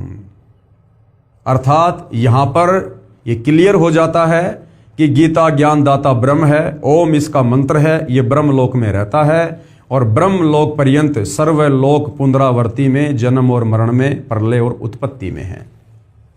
अर्थात इस ब्रह्म साधना से परम गति नहीं है, पूर्ण मोक्ष नहीं है, जन्म मरण का रोग समाप्त नहीं होता। तो गीता अध्याय 2 श्लोक 12, गीता अध्याय 4 श्लोक 5, गीता अध्याय 10 श्लोक 2 गलत सिद्ध हो जाते हैं, जिनमें गीता ज्ञानदाता ने यानी ब्रह्म ने कहा है कि अर्जुन तेरे और मेरे बहुत जन्म हो चुके हैं, तू नहीं जानता, मैं जानता हूं। मेरी उत्पत्ति को यानी ये ब्रह्म कह रहा है कि मेरी उत्पत्ति को यानी मेरे जन्म लेने को ना देवता जानते हैं, ना महर्षिगण तथा ना सिद्ध जानते हैं। विचारणीय विषय यह है कि जब साध्य इष्ट का ही जन्म मृत्यु होता है, यानी जब इस ब्रह्म का ही जन्म और मृत्यु होता है, तो साधक यानी भगत को वह मोक्ष कैसे प्राप्त हो सकता है जिससे पुनर्जन्म नहीं होता। तो भाइयों और बहनों, आज से पहले हमारे को गीता जी का गलत ज्ञान दिया गया था, यथार्थ ज्ञान नहीं दिया गया था, जिस कारण से हम इन्हीं देवी देवताओं की भक्ति में ब्रह्म साधना में उलझ पुलझ लगे रहे। इसलिए गीता अध्याय 8 श्लोक 16 का अनुवाद जो मैंने यानी सतगुरु रामपाल जी ने ऊपर किया है वही सही है कि गीता ज्ञानदाता ने यानी ब्रह्म ने कहा है कि ब्रह्मलोक तक सब लोग पुनरावर्ती में हैं, अर्थात ब्रह्मलोक में गए प्राणी भी लौटकर संसार में जन्म को प्राप्त होते हैं। यानी काल की इस ब्रह्म की जो परम गति है, इसकी भक्ति की जो सर्वश्रेष्ठ उपलब्धि है वो है ब्रह्मलोक यानी महास्वर्ग। और गीता अध्याय 8 श्लोक 16 में इस ब्रह्म ने क्लियर कर दिया कि ब्रह्मलोक पर्यंत सर्वलोक पुनरावर्ती में है, अर्थात ब्रह्म साधना से भी परम गति नहीं होती, जन्म मरण का रोग समाप्त नहीं होता। जो ये नहीं जानते वे मेरी भक्ति करके भी पुनर्जन्म को प्राप्त होते हैं। जो साधक ये नहीं जानते कि मैं ब्रह्म हूं, मैं ब्रह्म लोक में रहता हूं और मेरे लोक में जाने के बाद भी जन्म और मरण होता है, जो ये नहीं जानते वो जन्म और मरण में ही रहते हैं। इसलिए तो गीता ज्ञानदाता ने यानी इस काल ब्रह्म ने अध्याय 18 श्लोक 62 में कहा है, अध्याय 18 श्लोक 62 में, क्योंकि इसका खुद का जन्म मरण, इसके साधकों का जन्म मरण, ब्रह्मलोक में गया हुआ प्राणी फिर जन्म मरण में, इसीलिए तो इसने अपने से अन्य उस परम अक्षर ब्रह्म तत्व ब्रह्म के विषय में कहा है गीता अध्याय 18 श्लोक 62 में। इसलिए तो गीता ज्ञानदाता ने अध्याय 18 श्लोक 62 में कहा है कि हे अर्जुन, तू सर्व भाव से उस परमेश्वर की शरण में जा। सर्व भाव से उस परमेश्वर की शरण में जा। अपने से अन्य किसी और परमात्मा की ओर इशारा कर रहा है। अगर ये खुद ही सर्वेश्वर होता, महेश्वर होता है, अगर ये अविनाशी होता, अजन्मा होता, और यदि इसी की भक्ति से परम गति प्राप्त होनी होती, तो अपने से अन्य उस परम अक्षर ब्रह्म सर्वश्रेष्ठ परमात्मा की शरण में जाने के लिए अर्जुन को भला क्यों कहेगा। इसीलिए तो गीता ज्ञानदाता ने यानी ब्रह्म ने अध्याय 18 श्लोक 62 में कहा है कि हे अर्जुन, तू सर्व भाव से, सर्व भाव यानी और सब भक्ति छोड़ दे, मुझ ब्रह्म साधना को भी छोड़ दे। तू सर्व भाव से उस परमेश्वर की शरण में जा। उस परमेश्वर की कृपा से ही तू परम शांति यानी परम गति तथा सनातन परम धाम अर्थात सतलोक को प्राप्त होगा। यही प्रमाण गीता अध्याय 15 श्लोक 4 में भी है कि तत्वदर्शी संत से तत्व ज्ञान प्राप्त करके उस तत्व ज्ञान रूपी शस्त्र से अज्ञान को काटकर, यानी जो तत्वदर्शी संत तुझे तत्व ज्ञान देगा, सत्संग सुनाएगा, उन सत्संगों को सुनकर मुझ काल के द्वारा 21 ब्रह्मांड में सदियों से जो अज्ञान फैलाया जा चुका है, उस अज्ञान को काटकर फिर तू सतलोक जाने की तैयारी कर। यही प्रमाण गीता अध्याय 15 श्लोक 4 में है कि तत्वदर्शी संत से तत्व ज्ञान प्राप्त करके यानी उसके सत्संग सुन के और उस तत्व ज्ञान रूपी शस्त्र से यानी भक्ति साधना से अज्ञान को काटकर, जो अज्ञान इस काल में फैला रखा है यहां पर अपने ऋषियों के द्वारा, इन गीता अनुवादकों के द्वारा, साधु संतों के द्वारा, उसके पश्चात परमेश्वर के उस परम पद की खोज करनी चाहिए जहां जाने के पश्चात साधक फिर लौटकर संसार में कभी नहीं आते। जिस परमेश्वर से यानी कबीर परमेश्वर से, परम अक्षर ब्रह्म से, तत्व ब्रह्म से, गीता ज्ञानदाता से अन्य जो परमात्मा है, जिस परमेश्वर से संसार रूपी वृक्ष की प्रवृत्ति विस्तार को प्राप्त हुई है, अर्थात जिसने सारी सृष्टि को रचा है, अर्थात जिस परमेश्वर ने संसार की रचना की है, गीता ज्ञानदाता ने कहा है कि केवल उसी की भक्ति कर, सर्व का उसी से कल्याण संभव है। तो गीता ज्ञानदाता ने तो अपने से अन्य उस परम अक्षर ब्रह्म तत् ब्रह्म कबीर देव की भक्ति करने के लिए अर्जुन को निर्देशित कर दिया है कि अगर तुझे परम गति को प्राप्त होना है, पूर्ण मोक्ष चाहिए, जन्म मरण से छुटकारा चाहिए, परम शांति चाहिए, तो तू सर्व भाव से उस परमेश्वर की शरण में चला जा, जहां जाने के बाद साधक फिर लौटकर संसार में वापस नहीं आता। और उस परम अक्षर ब्रह्म कबीर देव की भक्ति तुझे वो तत्वदर्शी संत ही बता सकता है, मुझे भी नहीं पता। इसलिए गीता अध्याय 4 श्लोक नंबर 34 में ऑप्शन दे दिया कि अगर तुझे परम शांति चाहिए तो तत्वदर्शी संत की खोज कर, उसके बताए अनुसार भक्ति कर, तब तुझे वो परम शांति प्राप्त होगी। अन्यथा मुझ ब्रह्म की भक्ति से परम गति नहीं होगी, तू सदा जन्म मरण में रहेगा। इससे प्रमाणित हुआ कि ब्रह्म की भक्ति से पूर्ण मोक्ष संभव नहीं है। यानी जो 21 ब्रह्मांड का स्वामी है, ये काल, ये ब्रह्म ज्योति निरंजन क्षर पुरुष, ब्रह्मा विष्णु महेश का पिता, दुर्गा का पति, इसकी भक्ति से पूर्ण मोक्ष नहीं है। और ये 21 ब्रह्मांड का सर्वश्रेष्ठ भगवान है। अब सोचिए फिर दुर्गा की भक्ति से मोक्ष कैसे होगा? दुर्गा तो इससे नीचे है। फिर ब्रह्मा विष्णु महेश की भक्ति से मोक्ष कैसे होगा? ब्रह्मा विष्णु महेश तो दुर्गा से भी नीचे हैं। फिर अन्य देवी देवताओं की भक्ति से मोक्ष कैसे होगा? क्योंकि अन्य देवी देवता तो ब्रह्मा विष्णु महेश से भी नीचे हैं। और फिर ये भैरव, भूत, बेताल, माई, मसाणी, सेठ, शीतला, इनकी भक्ति से मुक्ति कैसे होगी? क्योंकि ये तो देवी देवताओं से भी नीचे हैं। उसके बाद ये चौराहे पे ठेकरी रखना, पीपल की पूजा करना, जंतर मंत्र करना, श्राद्ध निकालना, फिर इनसे मुक्ति कैसे होगी? क्योंकि ये तो उन भैरव, भूत, बेताल से भी नीचे हैं। तो भाई और बहनों, इसलिए यदि 21 ब्रह्मांड से पूर्ण मुक्ति चाहिए, पूर्ण मोक्ष चाहिए, इस आत्मा को यदि हमने स्वतंत्र करवाना है, सतलोक चलना है, तो हमने उस परम अक्षर ब्रह्म कबीर देव की भक्ति करनी होगी। और वो भक्ति लेकर स्वयं वो परम अक्षर ब्रह्म कबीर देव 8 सितंबर 1951 से गांव धनाना, जिला सोनीपत, हरियाणा में प्रकट हैं। और सन 1994 से ये सतज्ञान, ये परम शांति वाली भक्ति देश और दुनिया को दे रहे हैं। और आप भी इस भक्ति का फायदा उठा सको, इसीलिए ये सर्व ज्ञान उन्होंने सत्संगों के माध्यम से और पुस्तकों के माध्यम से भगत समाज को बताना चाहा है। ये तत्व ज्ञान है, ये पांचवा वेद है। इस ज्ञान को जो समझ जाएगा और तत्वदर्शी संत की शरण ग्रहण कर लेगा, यानी सतगुरु रामपाल जी की शरण में आकर आजीवन मर्यादा में रहकर भक्ति करेगा, वही इस काल के कर्म बंधनों से 21 ब्रह्मांड से जन्म और मरण से छुटकारा प्राप्त कर सकता है। दूसरा, धरती पर, धरती के किसी भी कोने में, किसी भी धर्म में, किसी भी धर्मगुरु की शरण में आने से आप परम गति को प्राप्त नहीं कर सकते। प्रमाणित हुआ कि ब्रह्म की भक्ति से पूर्ण मोक्ष संभव नहीं है। केवल पूर्ण परमात्मा यानी परम अक्षर ब्रह्म यानी कबीर देव की भक्ति से ही पूर्ण मोक्ष संभव है। अब जनता की अदालत में मामला चल रहा है। जनता बढ़ चढ़कर अध्यात्म में रुचि ले रही है और कबीर जी के वकील सतगुरु रामपाल जी से जनता फिर आगे और क्या सवाल करती है अध्यात्म को लेकर। प्रश्न नंबर 13, ओम यह मंत्र तो ब्रह्म का जाप हुआ, क्योंकि गीता अध्याय 8 श्लोक 13 में गीता जी से दिखा दिया गया है। फिर यह क्यों कह रहे हो कि ब्रह्म भक्ति से पूर्ण मोक्ष नहीं होता? आपने बताया कि गीता अध्याय 17 श्लोक 23 में ओम तत् सत, यानी इसमें तो इस ब्रह्म का मंत्र भी है, ओम मंत्र भी आता है इसमें, तो जो आप पूर्ण परमात्मा का मंत्र बता रहे हो। आपने बताया कि गीता अध्याय 17 श्लोक 23 में ओम तत् सत, इस मंत्र के जाप से पूर्ण मोक्ष होता है। इस मंत्र में भी तो ओम मंत्र है, यानी काल का जाप है। तो कबीर जी के वकील सतगुरु रामपाल जी ने किस प्रकार से प्रमाणित जवाब दिया है? उत्तर, जैसे इंजीनियर या डॉक्टर बनने के लिए शिक्षा की आवश्यकता होती है, पहले प्रथम कक्षा पढ़नी पड़ती है, फिर धीरे धीरे 5वीं 8वीं, इस प्रकार 10वीं कक्षा पास करनी पड़ती है। उसके पश्चात आगे पढ़ाई करनी होती है, फिर ट्रेनिंग करके इंजीनियर या डॉक्टर बना जाता है। ठीक इसी प्रकार श्री ब्रह्मा, श्री विष्णु, श्री शिव, गणेश तथा देवी की साधना करनी पड़ती है। मैं स्वयं करता हूं तथा अपने अनुयायियों से करवाता हूं। ये तो 5वीं कक्षा तक की पढ़ाई अर्थात साधना जानो।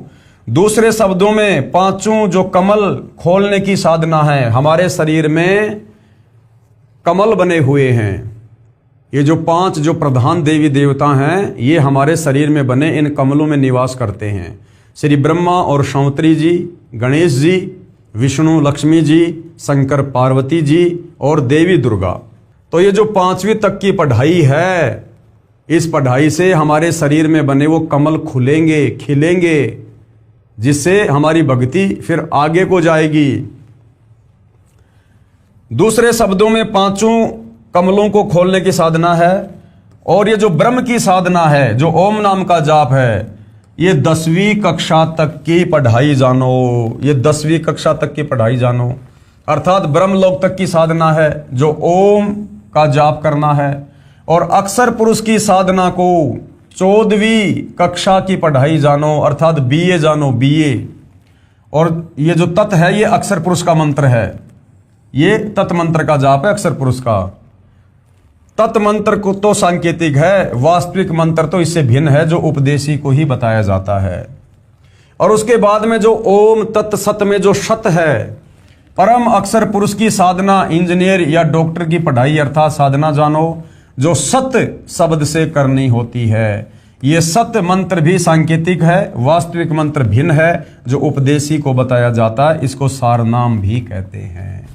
तो इस प्रकार से कबीर जी के वकील सतगुरु रामपाल जी ने क्लियर कर दिया कि गीता अध्याय 17 श्लोक 23 में जो 3 मंत्र है, ओम तत् सत, जिसमें सबसे पहले ओम मंत्र इस काल का है, दूसरा जो ये तत् मंत्र है ये अक्षर पुरुष का है, और तीसरा जो सत है वो परम अक्षर ब्रह्म कबीर देव की साधना का है।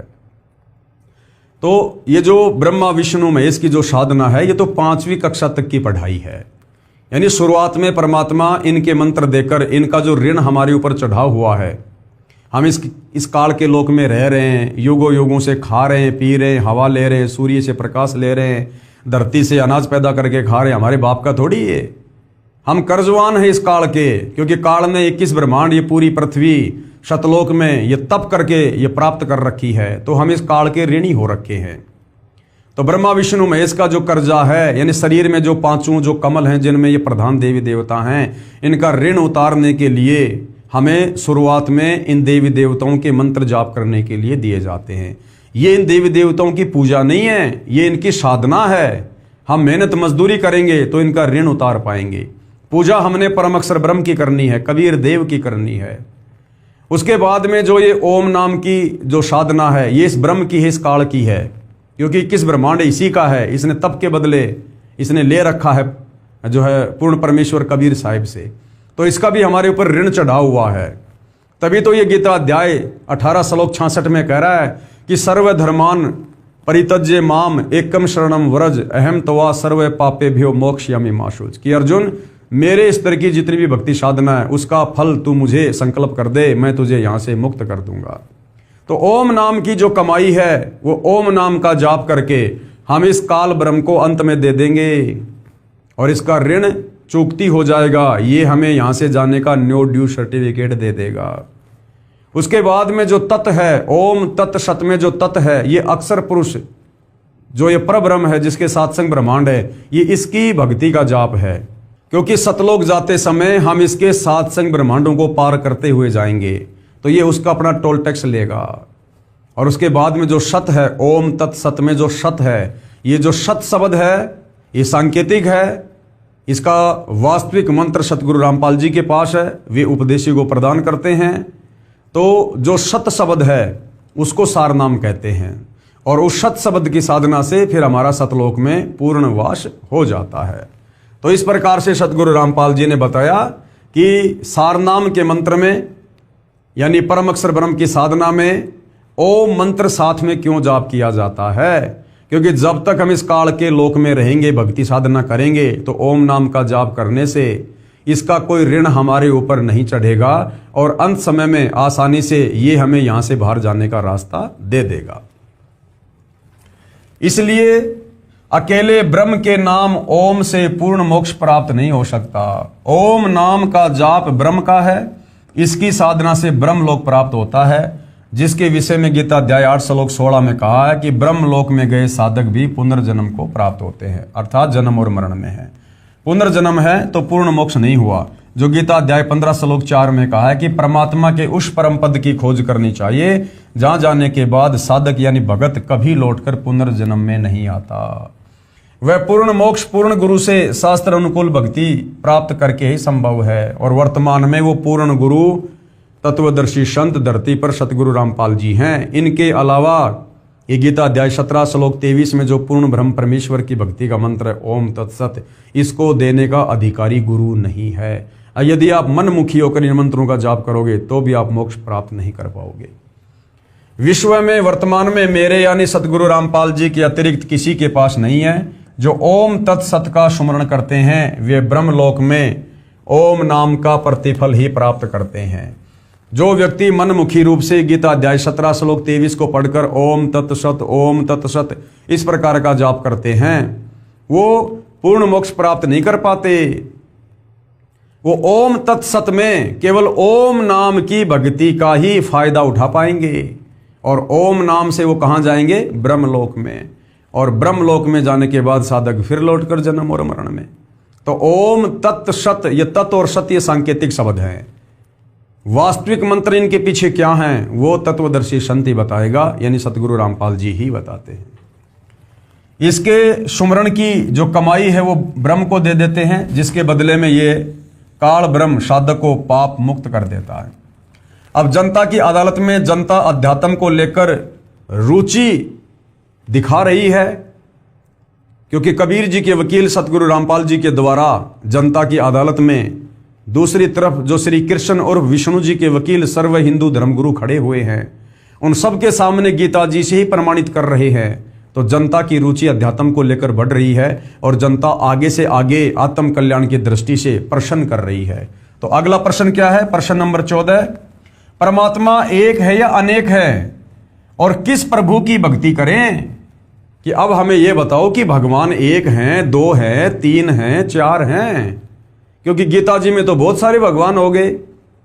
गीता अध्याय 15 श्लोक 16 में 2 भगवान हैं, क्षर पुरुष और अक्षर पुरुष। फिर गीता अध्याय 15 श्लोक नंबर 17 में कहा कि इनसे भी उत्तम परमेश्वर तो कोई और ही है, जो तीनों लोकों में प्रवेश करके सबका धरण पोषण करता है, वही वास्तव में अविनाशी है।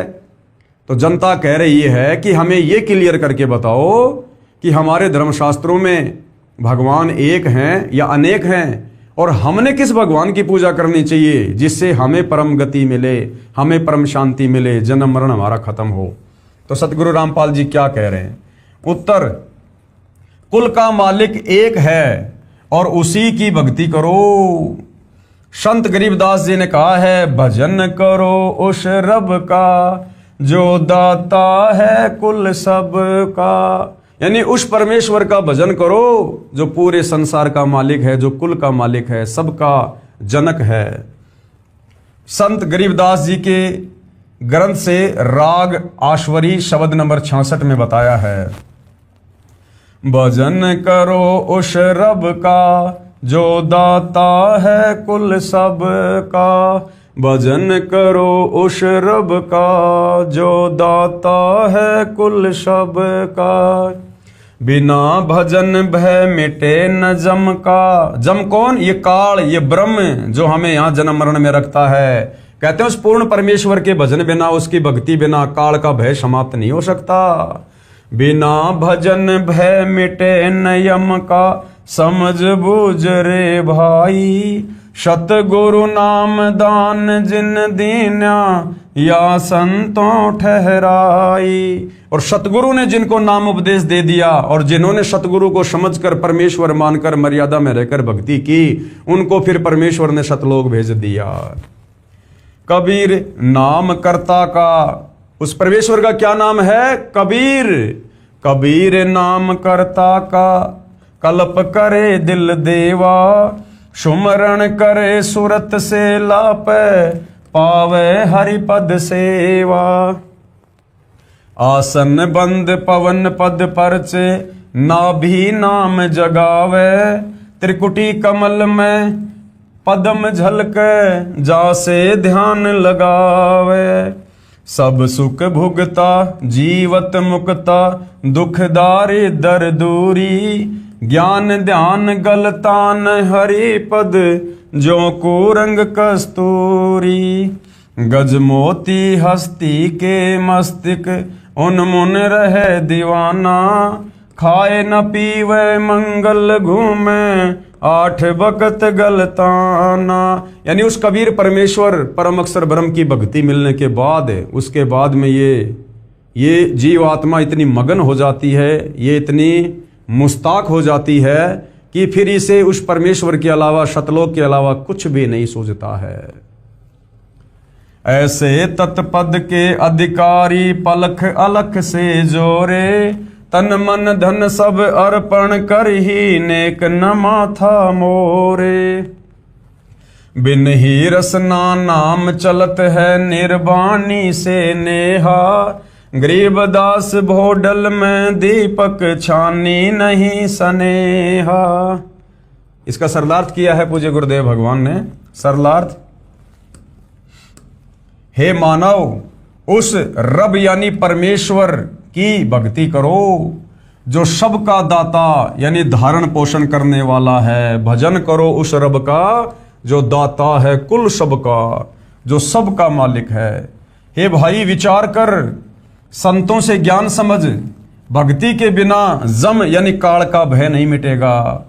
संतों ने ये निष्कर्ष निकाला है कि सतगुरु दीक्षा में नामदान करे तो मोक्ष मिलता है।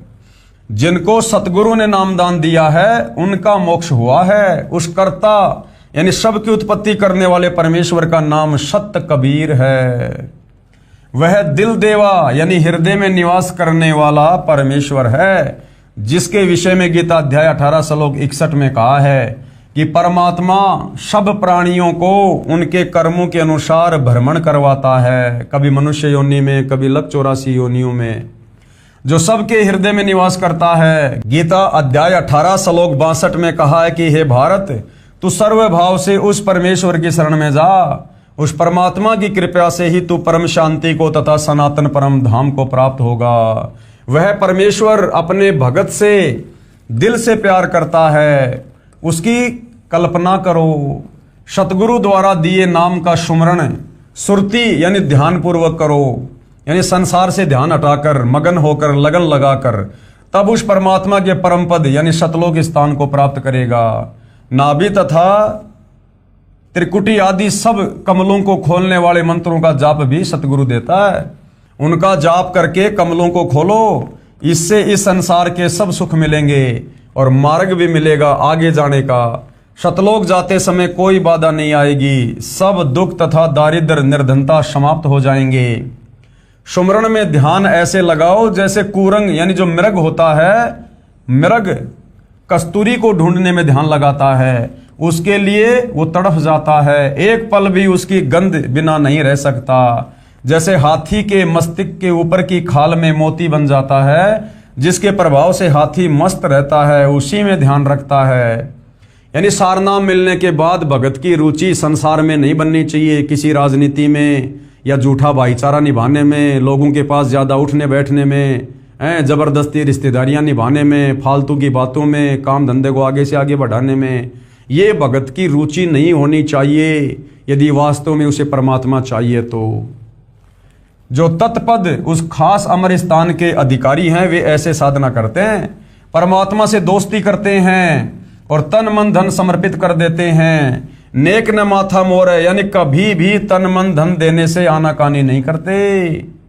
उन भक्तों का नाम बिना यानी रसना यानी जीव के श्वास द्वारा चलता है। संत गरीबदास जी ने कहा है कि उनकी भक्ति का प्रभाव छुपा नहीं रहता। जैसे दीपक को मोमी कागज यानी पॉलीथीन से छुपाया जाए तो उसके जो प्रकाश की जो वो झलक है वो अवश्य दिखाई देती है। यानी जिस भगत को सच्चा नाम सार नाम मिल जाता है और जो भगत जो मर्यादा है गुरुदेव की नाम जाप के साथ में, किस प्रकार सुरती लगाकर ध्यान लगाकर मगन होकर संसार से पीछे हटकर उसका जाप करना होता है मोक्ष प्राप्ति के लिए, उसके बाद कहते हैं उस भगत की अलग ही पहचान हो जाती है। उस भगत के लक्षण, उसके गुण, उसका आचार विचार व्यवहार, उसका बोलचाल उठना बैठना, वो सब कुछ अलग से दिखाई देगा कि वास्तव में इसके अंदर भक्ति प्रवेश हो रही है। राग बिलावल शब्द नंबर 17। तत् कहन को राम है दूजा नहीं देवा, ब्रह्मा विष्णु महेश से जाकी करते हैं सेवा। तत् कहन को राम है, वास्तव में परमात्मा कहने को तो कबीर भगवान है, जिसकी ब्रह्मा विष्णु महेश जैसे भी भक्ति साधना करते हैं। तत् कहन को राम है दूजा नहीं देवा, ब्रह्मा विष्णु महेश से जाकी करते हैं सेवा। जप तप तीर्थ थोतरे जाकी क्या आशा, कोटि यज्ञ पुण्य दान से जन्म कटे नहीं फाशा। ये जप तप तीर्थ थोतरे ये तो खोखले हैं, थोते हैं। कौन से जप तप? ये काल लोक तक की साधना के ये मनमुखी मंत्र जो हमारे धर्मगुरु दे रहे हैं, जो हमें कहते हैं कि बद्रीनाथ जाओ, जगन्नाथ जाओ, केदारनाथ जाओ, हरिद्वार जाओ, ये व्रत कर लो, तीर्थ कर लो, जो शास्त्र विरुद्ध साधना के अंतर्गत जप तीर्थ आते हैं वो सब बेकार हैं, व्यर्थ हैं। इनकी हमें कोई आशा नहीं करनी चाहिए कि हमें मुक्ति प्रदान कर देंगे। जप तप तीर्थ थोतरे जाकी क्या आशा, कोट यज्ञ पुण्य दान से जम कट नहीं फांसा। यहाँ देन वहाँ लेन है, यो मिटे न झगड़ा, वहाँ बिना पंथ की बाट है, पावे को दगड़ा। बिन इच्छा जो देत है, सो दान कहावे, फल बाचे नहीं तास का, अमरापुर जावे। यानी भगत यदि अपने गुरु को दान करता है तो निष्काम भाव से दान करना चाहिए। उस दान के प्रतिफल में यहाँ का कोई भी सुख नहीं मांगना चाहिए। वही साधक अमरापुर यानी सतलोक जाएगा। शकल दीप नौखंड के छतरी जिन जीते, सो तो पद में ना मिले विद्या गुण चीते। कोटि 49 पृथ्वी जिन दीनी दाना, परशुराम अवतार को कीनी कुर्बाना। कंचन मेर सुमेर रे आए सब माही, काम धेनु कल्प रक्ष रे सो दान कराही। सुर नर मुनि जन सेव ही सनकादिक ध्यावे, शेष सहस मुख रटत है जका पार ना पावे। ब्रह्मा विष्णु महेश रे देवा दरबारी, शंख कल्प युग हो गए जाकी खुले नहीं तारी। सर्व कला संपूर्ण रे सब पीरन का पीरा, अनंत लोक में गाज है जाका नाम कबीरा। परले शंख अशंख रे पल माही बिहानी, गरीबदास निज नाम की महिमा हम जानी। गुरुदेव भगवान क्या सरलार्थ कर रहे हैं? राम तो सबको कहते हैं, परंतु पूर्ण ब्रह्म तो एक ही है। यानी जनता की अदालत में जनता ने जो सवाल किया है कि ये भगवान कितने प्रकार के हैं, ये कितने प्रभु हैं और हमें किसकी भक्ति करनी चाहिए। राम तो सबको कहते हैं, परंतु पूर्ण ब्रह्म तो एक ही है, दूसरा कोई परमेश्वर नहीं है। ब्रह्मा विष्णु महेश जैसे भी उनकी पूजा करते हैं, परंतु साधना गलत है। तीर्थ व्रत व्यर्थ है, इनकी क्या आशा लगाकर साधना करते हैं। करोड़ यज्ञ व दान करने से काल ब्रह्म का फांसा, यानी जो ये कर्मों का बंधन है, ये समाप्त नहीं होगा। यहां पृथ्वी पर दान धर्म किया, यहां देन वहां लेन है। यहां पृथ्वी पर दान धर्म किया, स्वर्ग में सुख भोगा, यानी उस दान धर्म का प्रतिफल आपने स्वर्ग में ले लिया, और फिर वो पुण्य खत्म होते ही फिर उस पृथ्वी के ऊपर जन्म होगा। ये झगड़ा नहीं मिटता। बिना मनोकामना पूर्ति के जो निस्वार्थ दान करता है, वह वास्तव में दान है। उस दान के फल की इच्छा ना करें, नाम जाप करें, वह अमरापुर यानी अविनाशी नगर यानी सतलोक में जाता है। परशुराम ने पूरी पृथ्वी के क्षत्रिय मार डाले थे, परंतु परशुराम भी काल जाल में रह गया। पापों का अंबार लेकर संसार से गया। सत्य पुरुष के दरबार में ब्रह्मा विष्णु तथा महेश जैसे तो दरबारी यानी नौकर हैं। सत्य पुरुष सर्व कलाओं से परिपूर्ण है, सब पीरों का पीर है, जिसकी अनंत लोक में धाक है, उसका नाम कबीर है। संत गरीबदास जी ने कहा है कि नाम की सच्ची साधना करके जो शतलोक में चले गए, वे कभी प्रलय में नष्ट नहीं होते। शंखों असंखों प्रलय होती रही, उनके पल के समान भी नहीं है। निज नाम की महिमा ऐसी है जो हमने जानी है। कौन सा निज नाम? गीता अध्याय 17 श्लोक 23, ओम तत्सत, जो तत्वदर्शी संत से प्राप्त करके भक्ति करते हैं। राग बिलावल शब्द नंबर 21। अविगत राम कबीर है चकवे अविनाशी, ब्रह्मा विष्णु वजीर है शिव करत खवासी। इंद्र कोटि अनंत है जाके प्रतिहारा, वर्ण कुमेर धर्मराय ठाडे दरबारा।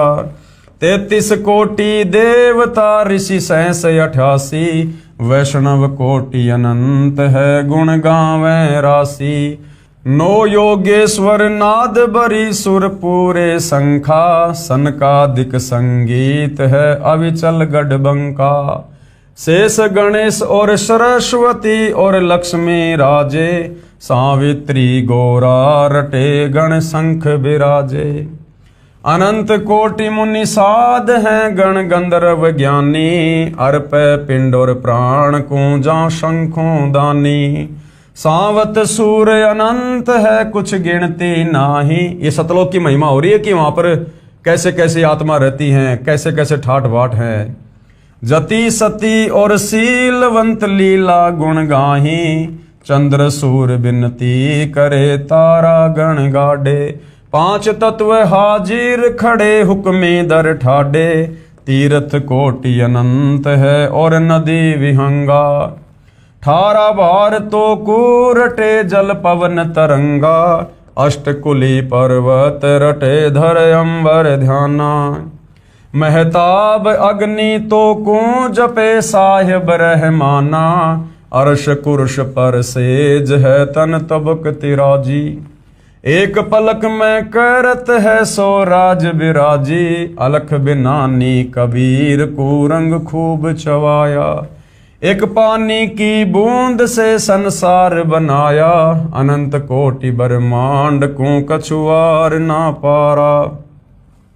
184 खान का तू सिरजनहारा, सूक्ष्म रूप स्वरूप है वो रंग बिनानी।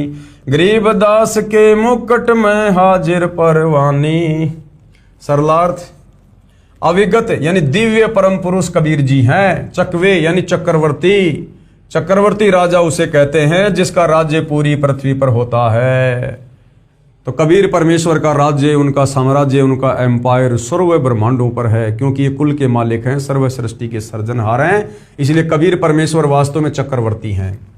जो सब छोटे राजाओं का मालिक महाराजा होता था, कबीर सत्य पुरुष का राज्य संपूर्ण लोकों पर, जो ब्रह्मा विष्णु महेश ज्योति निरंजन तथा अक्षर पुरुष सहित सब छोटे छोटे देवों का मालिक महाराजा यानी महादेव है, परमात्मा है, अविनाशी है। ब्रह्मा विष्णु तथा शिव भी इनकी खवासी यानी गुलामी करते हैं। इंद्र तथा 33 करोड़ देवता, 88,000 ऋषि, 9 योगेश्वर, शनकादिक चारों, शेषनाग, गणेश, सरस्वती, लक्ष्मी, सावित्री, पार्वती, शंखु गण सब उसी के आदेश से चलते हैं। सबके ऊपर कबीर परमेश्वर का राज है। कबीर जी ने जल की बूंद से मानव शरीर कितना सुंदर बना रखा है। असंख्यों ब्रह्मांडों को तथा 84 लाख प्रकार के जीवों को उत्पन्न करने वाले आप कबीर जी ही हैं, सबके सर्जनहार हैं। संत गरीबदास जी ने कहा है कि अनेकों रूपों में लीला करने वाला परमेश्वर मेरे लिए सिर पर विराजमान है, मेरे सिर पर विराजमान है, मेरे शीश पर विराजमान है। यानी जनता का सवाल था कि किस प्रभु की भक्ति करें, किस भगवान की भक्ति करें। तो कबीर जी के वकील सतगुरु रामपाल जी ने स्पष्ट कर दिया है कि ना तो ब्रह्मा विष्णु महेश की भक्ति करें, ना दुर्गा की भक्ति करें, ना काल ब्रह्म की भक्ति करें, ना अक्षर पुरुष की भक्ति करें। केवल परम अक्षर ब्रह्म सत्य पुरुष कबीर देव ही पूजा के योग्य है। और तत्वदर्शी संत जो भक्ति साधना सत्य पुरुष कबीर की बताएगा, उसमें इन समस्त देवी देवताओं की, इन सब की भक्ति शामिल होगी। तो तत्वदर्शी संत के बताए अनुसार भक्ति साधना करने से जीवात्मा का पूर्ण मोक्ष होगा। अब मामला जनता की अदालत में है। आगे जनता ने अध्यात्म में रुचि रखते हुए और क्या कुछ कबीर जी के वकील सतगुरु रामपाल जी से पूछना चाहा है। प्रश्न नंबर 15, वह परमात्मा कौन है जो कुल का मालिक है, कहाँ प्रमाण है। हालांकि बहुत सारी बातें उस कुल मालिक के विषय में प्रमाणित कर दी गई हैं, लेकिन फिर भी भाई और बहनों, ये अज्ञानता का गहरा रंग सदियों से हम साधकों के ऊपर चढ़ा हुआ है। इसलिए बार बार उनकी जो शंकाएं हैं उनके बार बार ही जवाब देने पड़ेंगे। तो जनता पूछ रही है कि वो परमात्मा कौन है जो कुल का मालिक है, यानी सारी सृष्टि का मालिक है, इसका प्रमाण कहाँ है। तो प्रमाण में सतगुरु रामपाल जी क्या बता रहे हैं। उत्तर, वह परमात्मा परम अक्षर ब्रह्म है, जो गीता अध्याय 8 श्लोक 3 में काल ब्रह्म के द्वारा कहा गया है कि वो तत्व ब्रह्म है, जो कुल का मालिक है। इसका प्रमाण देखिए, श्रीमद् भगवत गीता अध्याय 15 श्लोक 1 से 4 तथा 16-17 में है। गीता अध्याय 15 श्लोक 1 से 4 का सारांश व भावार्थ है कि उल्टे लटके हुए वृक्ष के समान संसार को जानो। जैसे वृक्ष की जड़ें तो ऊपर हैं, नीचे तीनों गुण रूपी शाखाएं जानो, ब्रह्मा विष्णु महेश। गीता अध्याय 15 श्लोक 1 में यह भी स्पष्ट किया है कि तत्वदर्शी संत की क्या पहचान है। क्या पहचान है। तत्वदर्शी संत वो है जो संसार रूपी वृक्ष के सर्वांग यानी सभी भाग भिन्न भिन्न बताए। तो सतगुरु रामपाल जी ने संसार रूपी वृक्ष का पेड़ दिखाकर, चित्र दिखाकर पहले क्लियर कर दिया है कि ये जो उल्टा लटका हुआ संसार रूपी वृक्ष है, इसकी जड़ तो है पूर्ण परमात्मा कबीर साहिब, जो सर्व सृष्टि के मालिक हैं। पेड़ का जो तना है वो है अक्षर पुरुष, सातसंग ब्रह्मांड का स्वामी।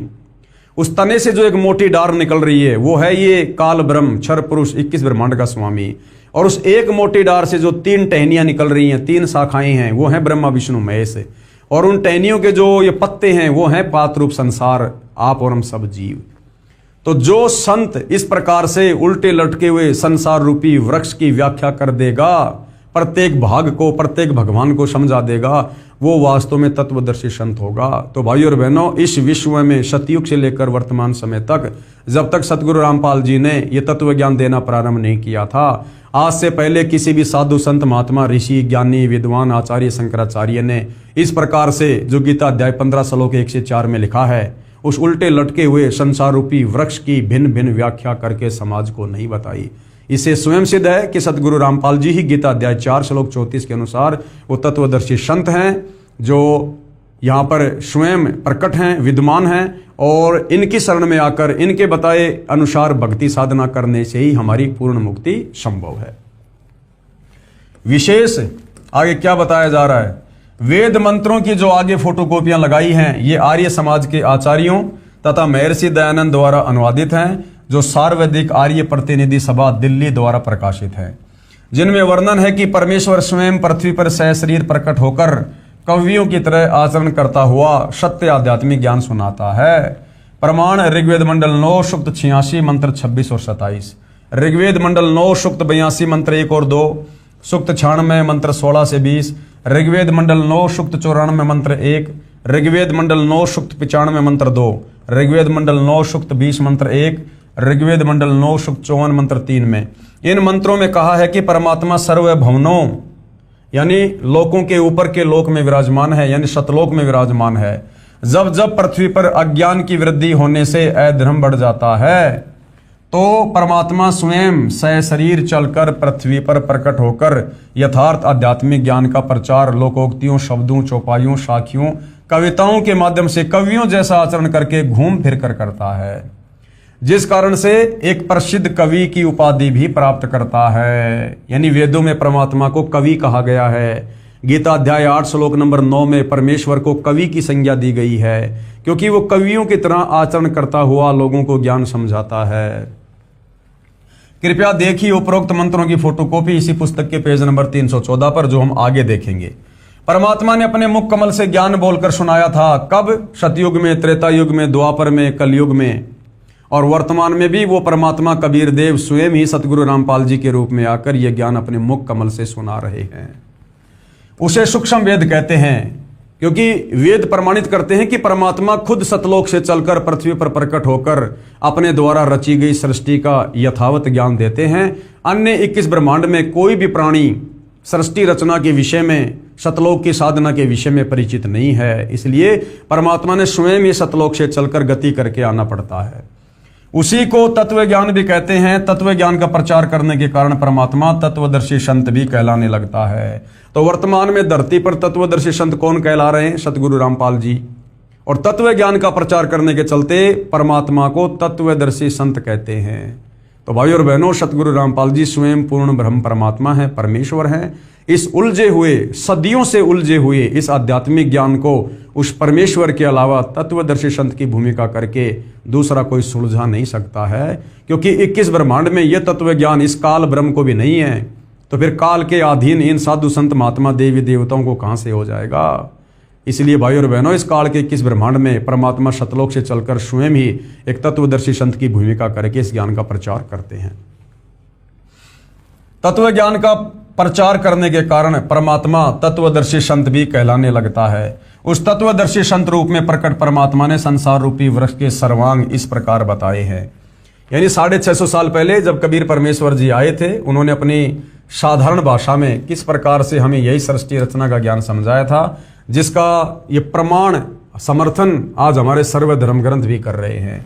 कबीर अक्सर पुरुष एक पेड़ है, यानी जो संसार रूपी उल्टा लटका हुआ वृक्ष है, उसका जो बाहर का जो तना है, जो बाहरी हिस्सा है, मोटा तना जिसको पेड़ कहते हैं, वो अक्सर पुरुष है, सातसंग ब्रह्मांड का स्वामी है। क्योंकि जड़ें तो गुप्त रहती हैं, जड़ें तो जमीन के अंदर रहती हैं, उनको तो खोद कर ही देखा जा सकता है। इसी प्रकार जो कबीर परमात्मा है वो गुप्त है, संसार रूपी वृक्ष की जड़ है, उसकी साधना यहाँ किसी के पास नहीं है, केवल तत्वदर्शी संत से उपदेश लेकर ही उसके दर्शन किए जा सकते हैं। तो संसार रूपी वृक्ष जो उल्टा लटका हुआ है, यानी संसार की रचना ये किस प्रकार से है? उल्टा लटका हुआ संसार रूपी वृक्ष है।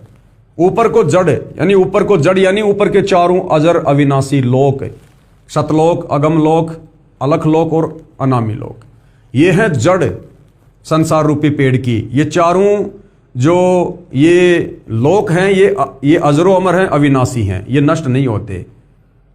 जिस प्रकार पेड़ की जो जड़ होती हैं वो स्थिर होती हैं, डगमग नहीं होती, वो पेड़ भले हिल जाए लेकिन जड़ें बिल्कुल स्थिर रहती हैं। इसी प्रकार ऊपर के चारों लोक स्थिर हैं, वो कभी भी प्रलय में नहीं आते हैं, वो कभी भी नष्ट नहीं आते, वो अविनाशी हैं। तो अक्सर पुरुष एक पेड़ है, जड़ से बाहर जो पेड़ है, मोटा जो तना है, वो फिर क्या है? यानी सतलोक से नीचे फिर सृष्टि में क्या है? अक्सर पुरुष के सातसंग ब्रह्मांड है, सतलोक से नीचे। तो अक्सर पुरुष एक वृक्ष है, और क्षर पुरुष वा की डार, ये जो क्षर पुरुष है, काल, ज्योति निरंजन, ये अक्षर पुरुष के नीचे इसके लोक हैं।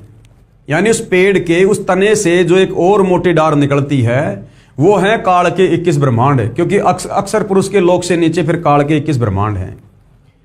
और काल के 21 ब्रह्मांड से नीचे यानी उस पेड़ की जो टहनी है, टहनी के जो 3 शाखाएं होती हैं वो हैं ब्रह्मा विष्णु महेश।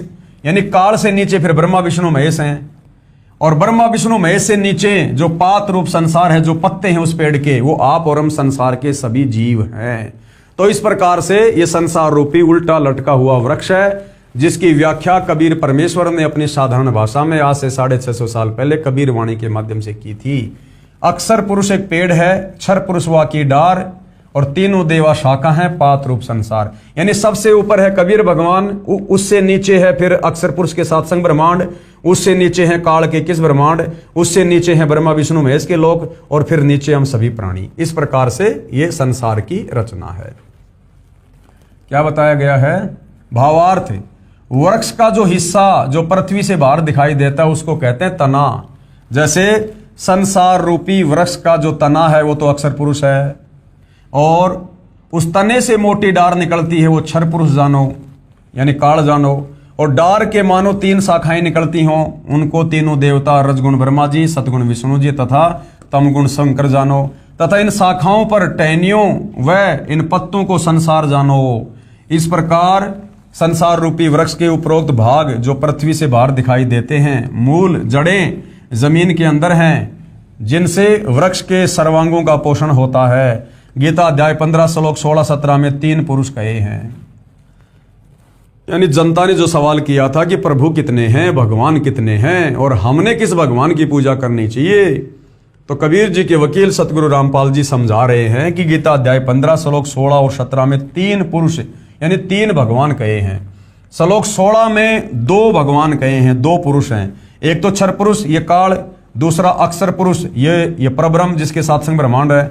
दोनों की स्थिति ऊपर बता दी कि दोनों नाशवान हैं, इनके लोकों में रहने वाले जीव भी नाशवान हैं, इनके लोक भी नाशवान हैं। गीता अध्याय 15 श्लोक 16 में भी कहा है कि क्षर पुरुष तथा अक्षर पुरुष दोनों नाशवान हैं, यानी इनके जन्म और मृत्यु होती हैं। इनके अंतर्गत जितने भी प्राणी हैं वे भी नाशवान हैं, परंतु आत्मा तो किसी की भी नहीं मरती। गीता अध्याय 15 श्लोक 17 में कहा कि उत्तम पुरुष अर्थात पुरुषोत्तम तो क्षर पुरुष और अक्षर पुरुष से भिन्न है, लेकिन जो उत्तम पुरुष है, सर्वश्रेष्ठ परमात्मा है, गीता अध्याय 15 श्लोक 17 में फिर क्या कहा गया कि उत्तम पुरुष तु अन्य परमात्मा इति उदाहरते, यानी वास्तव में पुरुषोत्तम भगवानों का भगवान तो ये क्षर पुरुष और अक्षर पुरुष से भिन्न है, जो तीनों लोकों में प्रवेश करके सबका धारण पोषण करता है, वास्तव में अविनाशी है। तो उसकी पूजा करनी चाहिए, उसकी भक्ति करनी चाहिए, परंतु आत्मा तो किसी की भी नहीं मरती। गीता अध्याय 15 श्लोक 17 में कहा है कि उत्तम पुरुष अर्थात पुरुषोत्तम तो क्षर पुरुष यानी काल और अक्षर पुरुष यानी पर ब्रह्म से भिन्न है, जिसको परमात्मा कहा गया है। इसी प्रभु की जानकारी गीता अध्याय 8 श्लोक 3 में है, जिसको परम अक्षर ब्रह्म कहा है। गीता अध्याय 15 श्लोक 17 में इसी का वर्णन है। यही प्रभु तीनों लोकों में प्रवेश करके सबका धारण पोषण करता है। यह वास्तव में अविनाशी परमेश्वर है। मूल यानी जड़ से ही वृक्ष की परवरिश होती है। तो संसार रूपी वृक्ष की जो जड़ है, जो मूल है, वो कबीर भगवान है, परम अक्षर ब्रह्म है। इसलिए सबका धारण पोषण करने वाला परम अक्षर ब्रह्म है, यानी वो कबीर भगवान है। जैसे पहले गीता अध्याय 15 श्लोक 1 से 4 में बताया है कि ऊपर को जड़ यानी मूल वाला और नीचे को शाखा वाला संसार रूपी वृक्ष है। जड़ से ही वृक्ष का धारण पोषण होता है, यानी जड़ से ही वृक्ष को खुराक मिलती है। इसी प्रकार कबीर भगवान से ही सर्व लोकों को, सर्व ब्रह्मांडों को, सातसंग ब्रह्मांडों को, 21 ब्रह्मांडों को, जितने भी प्राणी हैं सबको पोषण मिलता है, धारण पोषण होता है। इसलिए परम अक्षर ब्रह्म जो संसार रूपी वृक्ष की जड़ यानी मूल है, यही सर्व पुरुषों यानी सभी भगवानों का पालनहार, इनका विस्तार रचना करने वाला सर्जनहार है। यही कुल का मालिक है। यह वही है जो काशी शहर भारत में जुलाहा था, कबीर नाम से जाना जाता है। और ये वही है, ये वही कबीर है, वही जुलाहा है जो वर्तमान कलयुग की पिछली पीढ़ी में, इस भक्ति युग में 8 सितंबर 1951 से गांव धनाना, जिला सोनीपत, हरियाणा में प्रकट होकर सन 1994 से अपने तत्व ज्ञान का प्रचार प्रसार कर रहे हैं, अर्थात सतगुरु रामपाल जी। ये वही कुल के मालिक हैं, संसार रूपी वृक्ष की जड़ हैं, मूल है, सबका धारण पोषण करने वाले, गीता अध्याय 15 श्लोक 17 वाले पुरुषोत्तम हैं। तो वर्तमान में सतगुरु रामपाल जी जो तत्वदर्शी संत की भूमिका कर रहे हैं, इन्हीं की शरण ग्रहण करके हम जन्म और मरण से छुटकारा प्राप्त कर सकते हैं। यही प्रभु, यही भगवान, यही परमेश्वर, जिसे गीता अध्याय 4 श्लोक 34 में तत्वदर्शी संत की उपमा दी गई है, इन्हीं की भक्ति करने से, इन्हीं के अनुसार भक्ति करने से, इन्हीं के द्वारा बताई गई मर्यादाओं में रहकर भक्ति करने से हमारा जन्म मरण खत्म होगा, अन्यथा नहीं। आगे जनता की अदालत में जनता ने और सवाल किया, प्रश्न नंबर 16, क्या रजगुण ब्रह्मा, सतगुण विष्णु तथा तम गुण शंकर यानी शिव जी की पूजा भक्ति करनी चाहिए? अब जनता को धीरे धीरे यह भी समझ में आ गया कि गीता अध्याय 7 श्लोक नंबर 12 से 15 में जो 3 गुण हैं, रज, सत और तम, जिनकी भक्ति करने के लिए इस काल ब्रह्म ने मना किया है, और रज, तम और सत, इनकी भक्ति करने वालों को गीता ज्ञानदाता ने 4 गालियां दी है कि राक्षस स्वभाव को धारण किए हुए मनुष्यों में नीच, दूषित कर्म करने वाले मूर्ख मुझको भी नहीं बसते। तो अब जनता को यह तो समझ में आ गया कि वो रज, सत और तम क्या है। ये मार्कंडेय पुराण से सतगुरु रामपाल जी ने क्लियर कर दिया था कि रजगुण ब्रह्मा जी हैं, सतगुण विष्णु जी हैं और तम गुण शंकर जी हैं। यही तीनों गुण हैं और यही तीनों देवता हैं। तो जनता की अदालत में जनता को समझ में आ गया, इसलिए जनता खुद ही इन भगवानों के नाम के साथ में इन गुणों को यूज कर रही है। और क्या सवाल किया है, क्या रजगुण ब्रह्मा, सतगुण विष्णु तथा तम गुण शंकर यानी शिव की पूजा भक्ति करनी चाहिए?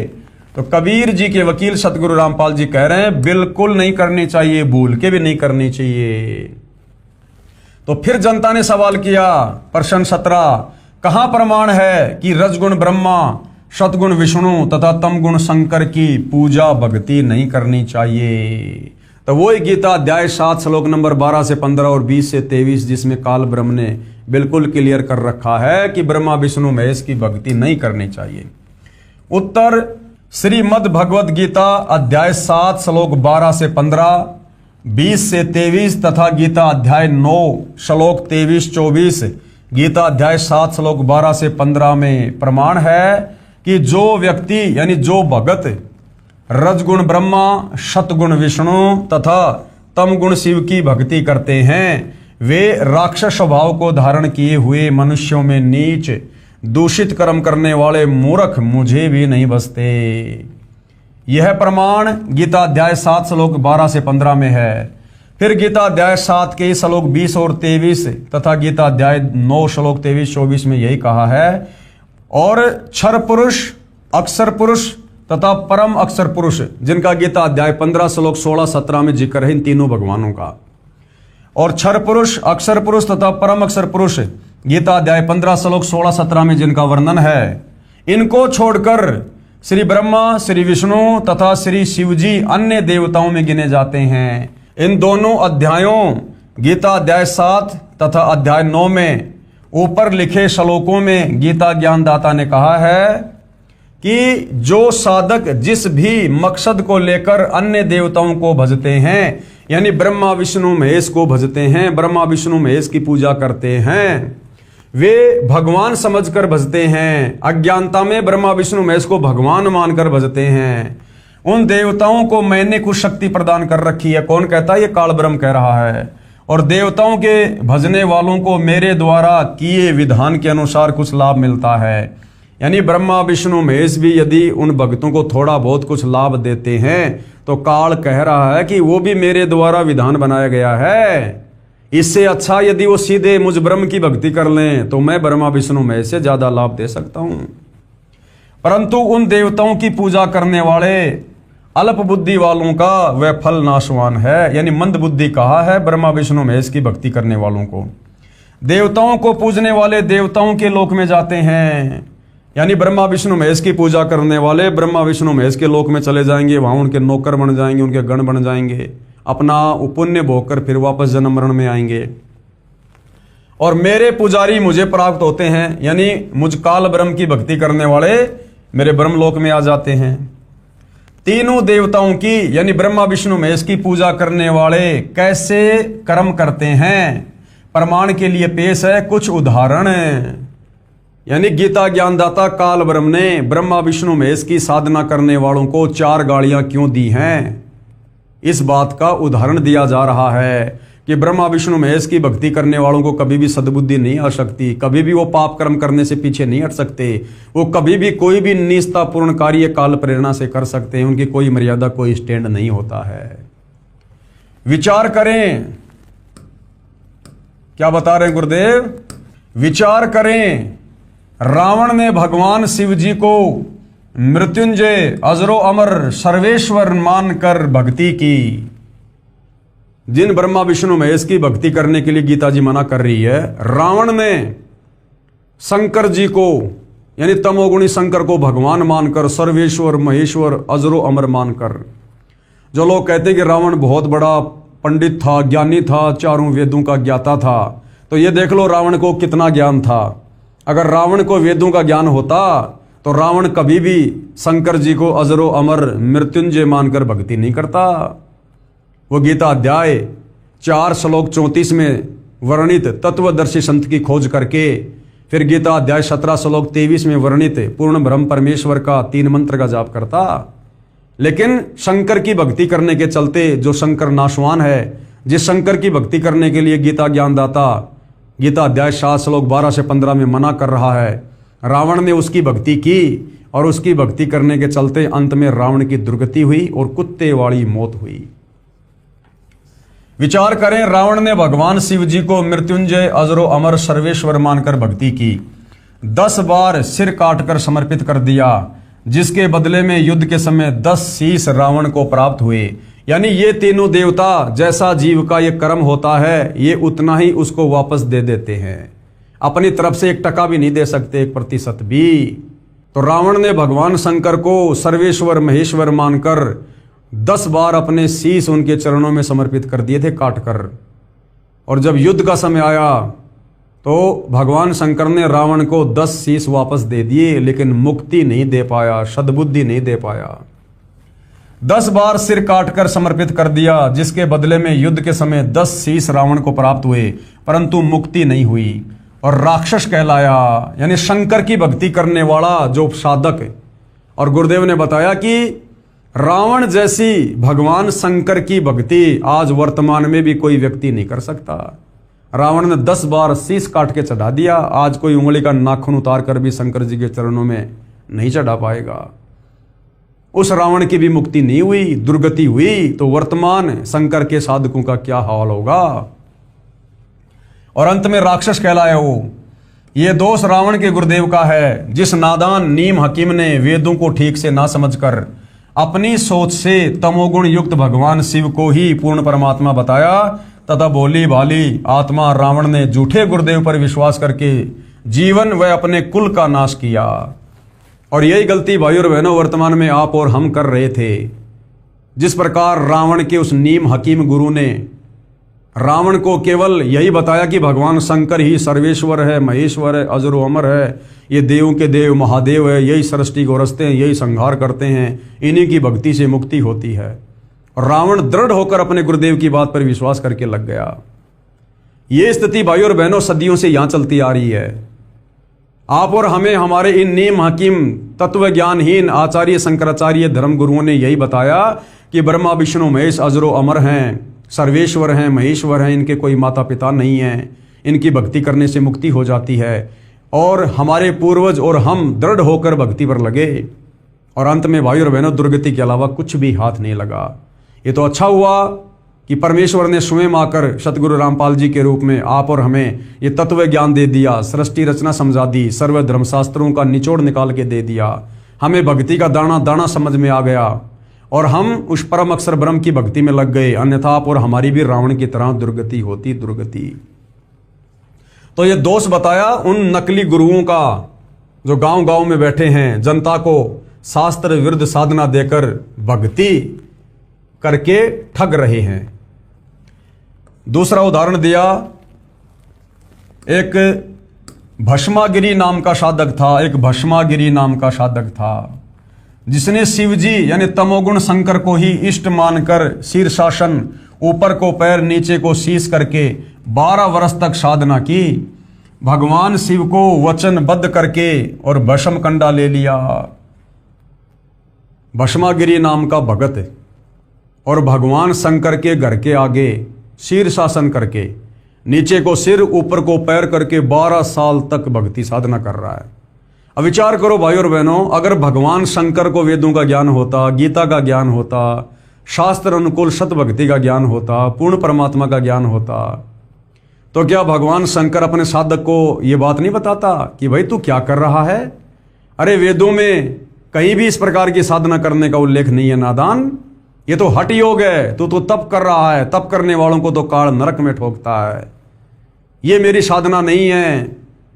अगर शंकर जी को ज्ञान होता तो अपने भगत को सही साधना बताता, लेकिन शंकर जी 12 साल से देख रहे हैं और प्रसन्न हो रहे हैं कि देखो मेरे लिए लोग कितनी कठिन साधना कर रहे हैं। तो शंकर जी को भी तत्व ज्ञान नहीं, शंकर जी को भी सत्य साधना का ज्ञान नहीं। 12 वर्ष तक साधना की, भगवान शिव को वचनबद्ध करके भस्म कंडा ले लिया। भस्म कंडा शंकर जी के हाथ में पहने जाने वाला एक कड़ा था। उसकी क्या खासियत थी? अगर वो कड़ा जिस हाथ में पहन रखा है, उस हाथ को यदि किसी के सर पे रख के कह दिया जाए भस्म, तो वो व्यक्ति भस्म हो जाता था, उसकी राख बन जाती थी। तो भस्मागिरी के मन में क्या दोष था कि ये भस्म कंडा में तपस्या करके शंकर को वचनबद्ध करके प्राप्त कर लूं और उसके बाद शंकर को ही मारूंगा, उसकी राख बना दूंगा और उसकी पत्नी पार्वती को अपनी पत्नी बनाऊंगा। यानी शंकर की भक्ति करने वाले के मन में इतना भयंकर दोष। इसलिए गीता अध्याय 7 श्लोक 12 से 15 में कहा कि ब्रह्मा विष्णु महेश की पूजा करने वाले, राक्षस स्वभाव को धारण किए हुए मनुष्यों में नीच दूषित कर्म करने वाले मूर्ख होते हैं। अब वो राक्षस कहलाया फिर आगे चल के, क्योंकि उसने वही कर्म किया। अपने इष्ट को मारने चला भस्म कंडा प्राप्त करके, और अपने इष्ट की जो पत्नी थी, जो उसकी माता के समान थी, उसको अपनी पत्नी बनाने चला। तो इससे बढ़कर वो राक्षस स्वभाव को धारण किए हुए मनुष्यों में नीच व्यक्ति कौन होंगे? भगवान शिव जी को ही मारने लगा। उद्देश्य यह था कि भस्म कंडा प्राप्त करके भगवान शिव जी को मारकर पार्वती जी को पत्नी बनाऊंगा। भगवान श्री शिव जी डर के मारे भाग गए।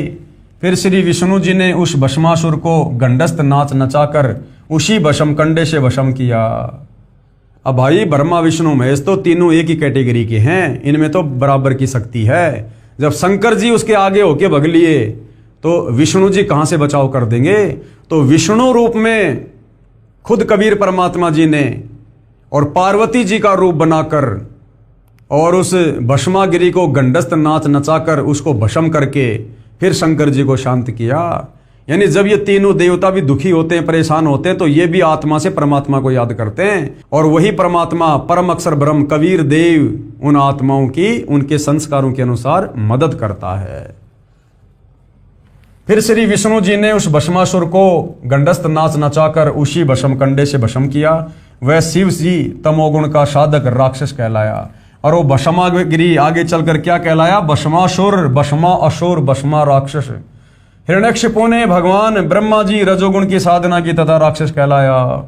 इसी प्रकार हिरण्यकशिपु ने श्री ब्रह्मा जी से वरदान प्राप्त कर लिया, ना दिन में मरूं, ना रात में मरूं, ना अस्त्र से मरूं, ना शस्त्र से, ना दानव से, ना मानव से।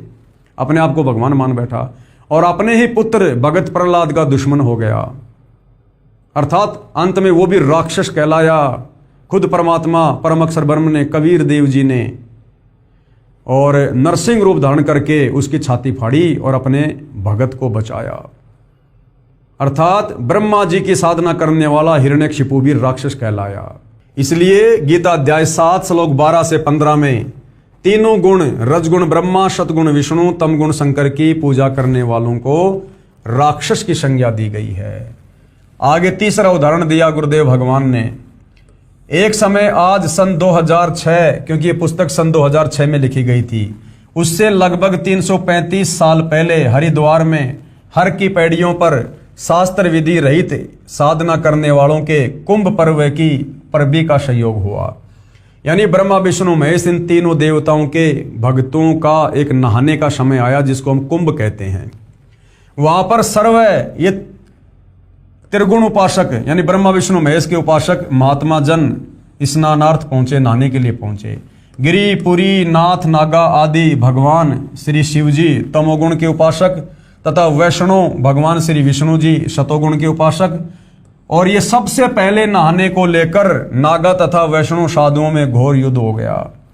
लगभग 25,000 ये त्रिगुण उपासक मृत्यु को प्राप्त हुए। जो व्यक्ति जरा सी बात पर नरसंहार कत्लेआम कर देता है वह साधु है या राक्षस, ये विचार स्वयं कीजिएगा।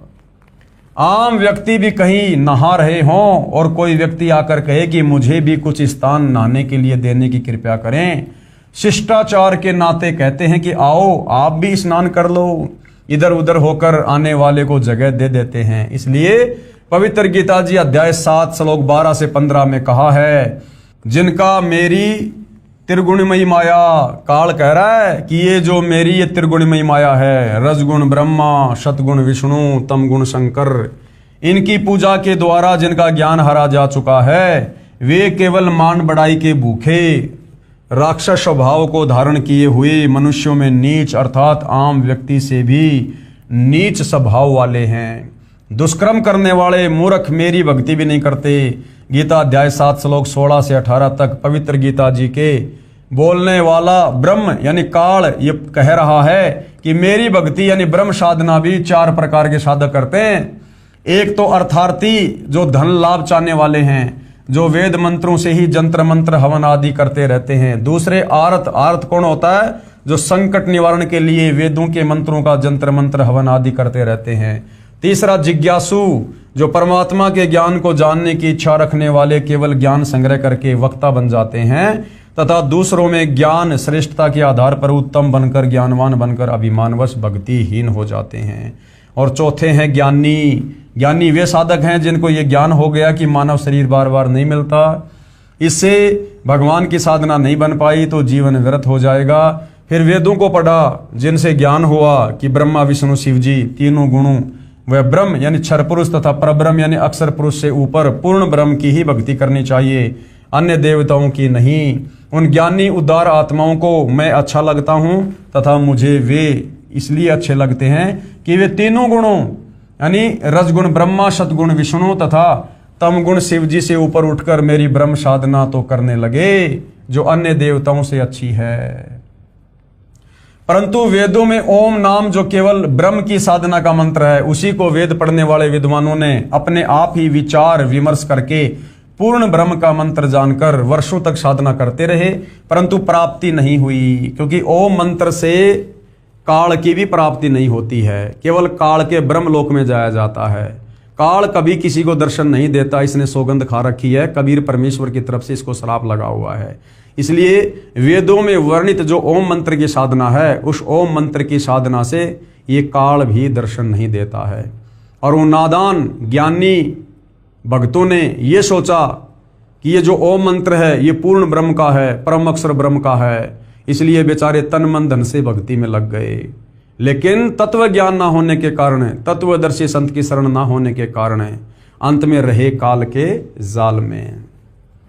अन्य सिद्धियां प्राप्त हो गई, ओम नाम की साधना से अन्य सिद्धियां प्राप्त हो गई। क्योंकि पवित्र गीता अध्याय 4 श्लोक 34 तथा पवित्र यजुर्वेद अध्याय 40 मंत्र 10 में वर्णित तत्वदर्शी संत नहीं मिला जो पूर्ण ब्रह्म की साधना 3 मंत्र से बताता है। इसलिए ज्ञानी भी ब्रह्म यानी काल साधना करके जन्म मृत्यु के चक्कर में ही रहे। यानी काल कह रहा है कि मेरी जो साधना 4 प्रकार के लोग करते हैं, अर्थार्थी, आर्त, जिज्ञासु और ज्ञानी। उनमें ज्ञानी मुझे अच्छा लगता है क्योंकि ज्ञानी वेदों का सार निकालकर ब्रह्मा विष्णु महेश की भक्ति ना करके केवल मेरी भक्ति करता है, ब्रह्म भक्ति करता है। लेकिन वो बेचारा ये सोचकर करता है कि ये जो ब्रह्म नाम है ये पूर्ण परमात्मा का होगा, क्योंकि वेदों में महिमा तो पूर्ण परमात्मा की, कबीर भगवान की है, और मंत्र जाप का केवल इस काल का है। तो उन्होंने तत्व ज्ञान के अभाव में जो ओम मंत्र देखा तो उन्होंने सोच लिया कि ओम मंत्र भी परम अक्षर ब्रह्म का है, कबीर देव का है। तो वो भी धोखे में ओम मंत्र को परम अक्षर ब्रह्म का जानकर पूर्ण मुक्ति के लिए साधना करते रहे, लेकिन अंत में तत्वदर्शी संत की शरण के अभाव में वो काल के ब्रह्मलोक में चले गए, जिस ब्रह्मलोक में जाने के बाद साधक फिर से जन्म और मरण में आता है। एक ज्ञानी अच्छी आत्मा महर्षि चुनक जी ने वेदों को पढ़ा तथा एक पूर्ण प्रभु की भक्ति का मंत्र ओम जानकर इसी नाम के जाप से वर्षों तक साधना की। एक मानधाता चक्रवर्ती राजा था। चक्रवर्ती राजा उसे कहते हैं जिसका पूरी पृथ्वी प्रशासन हो।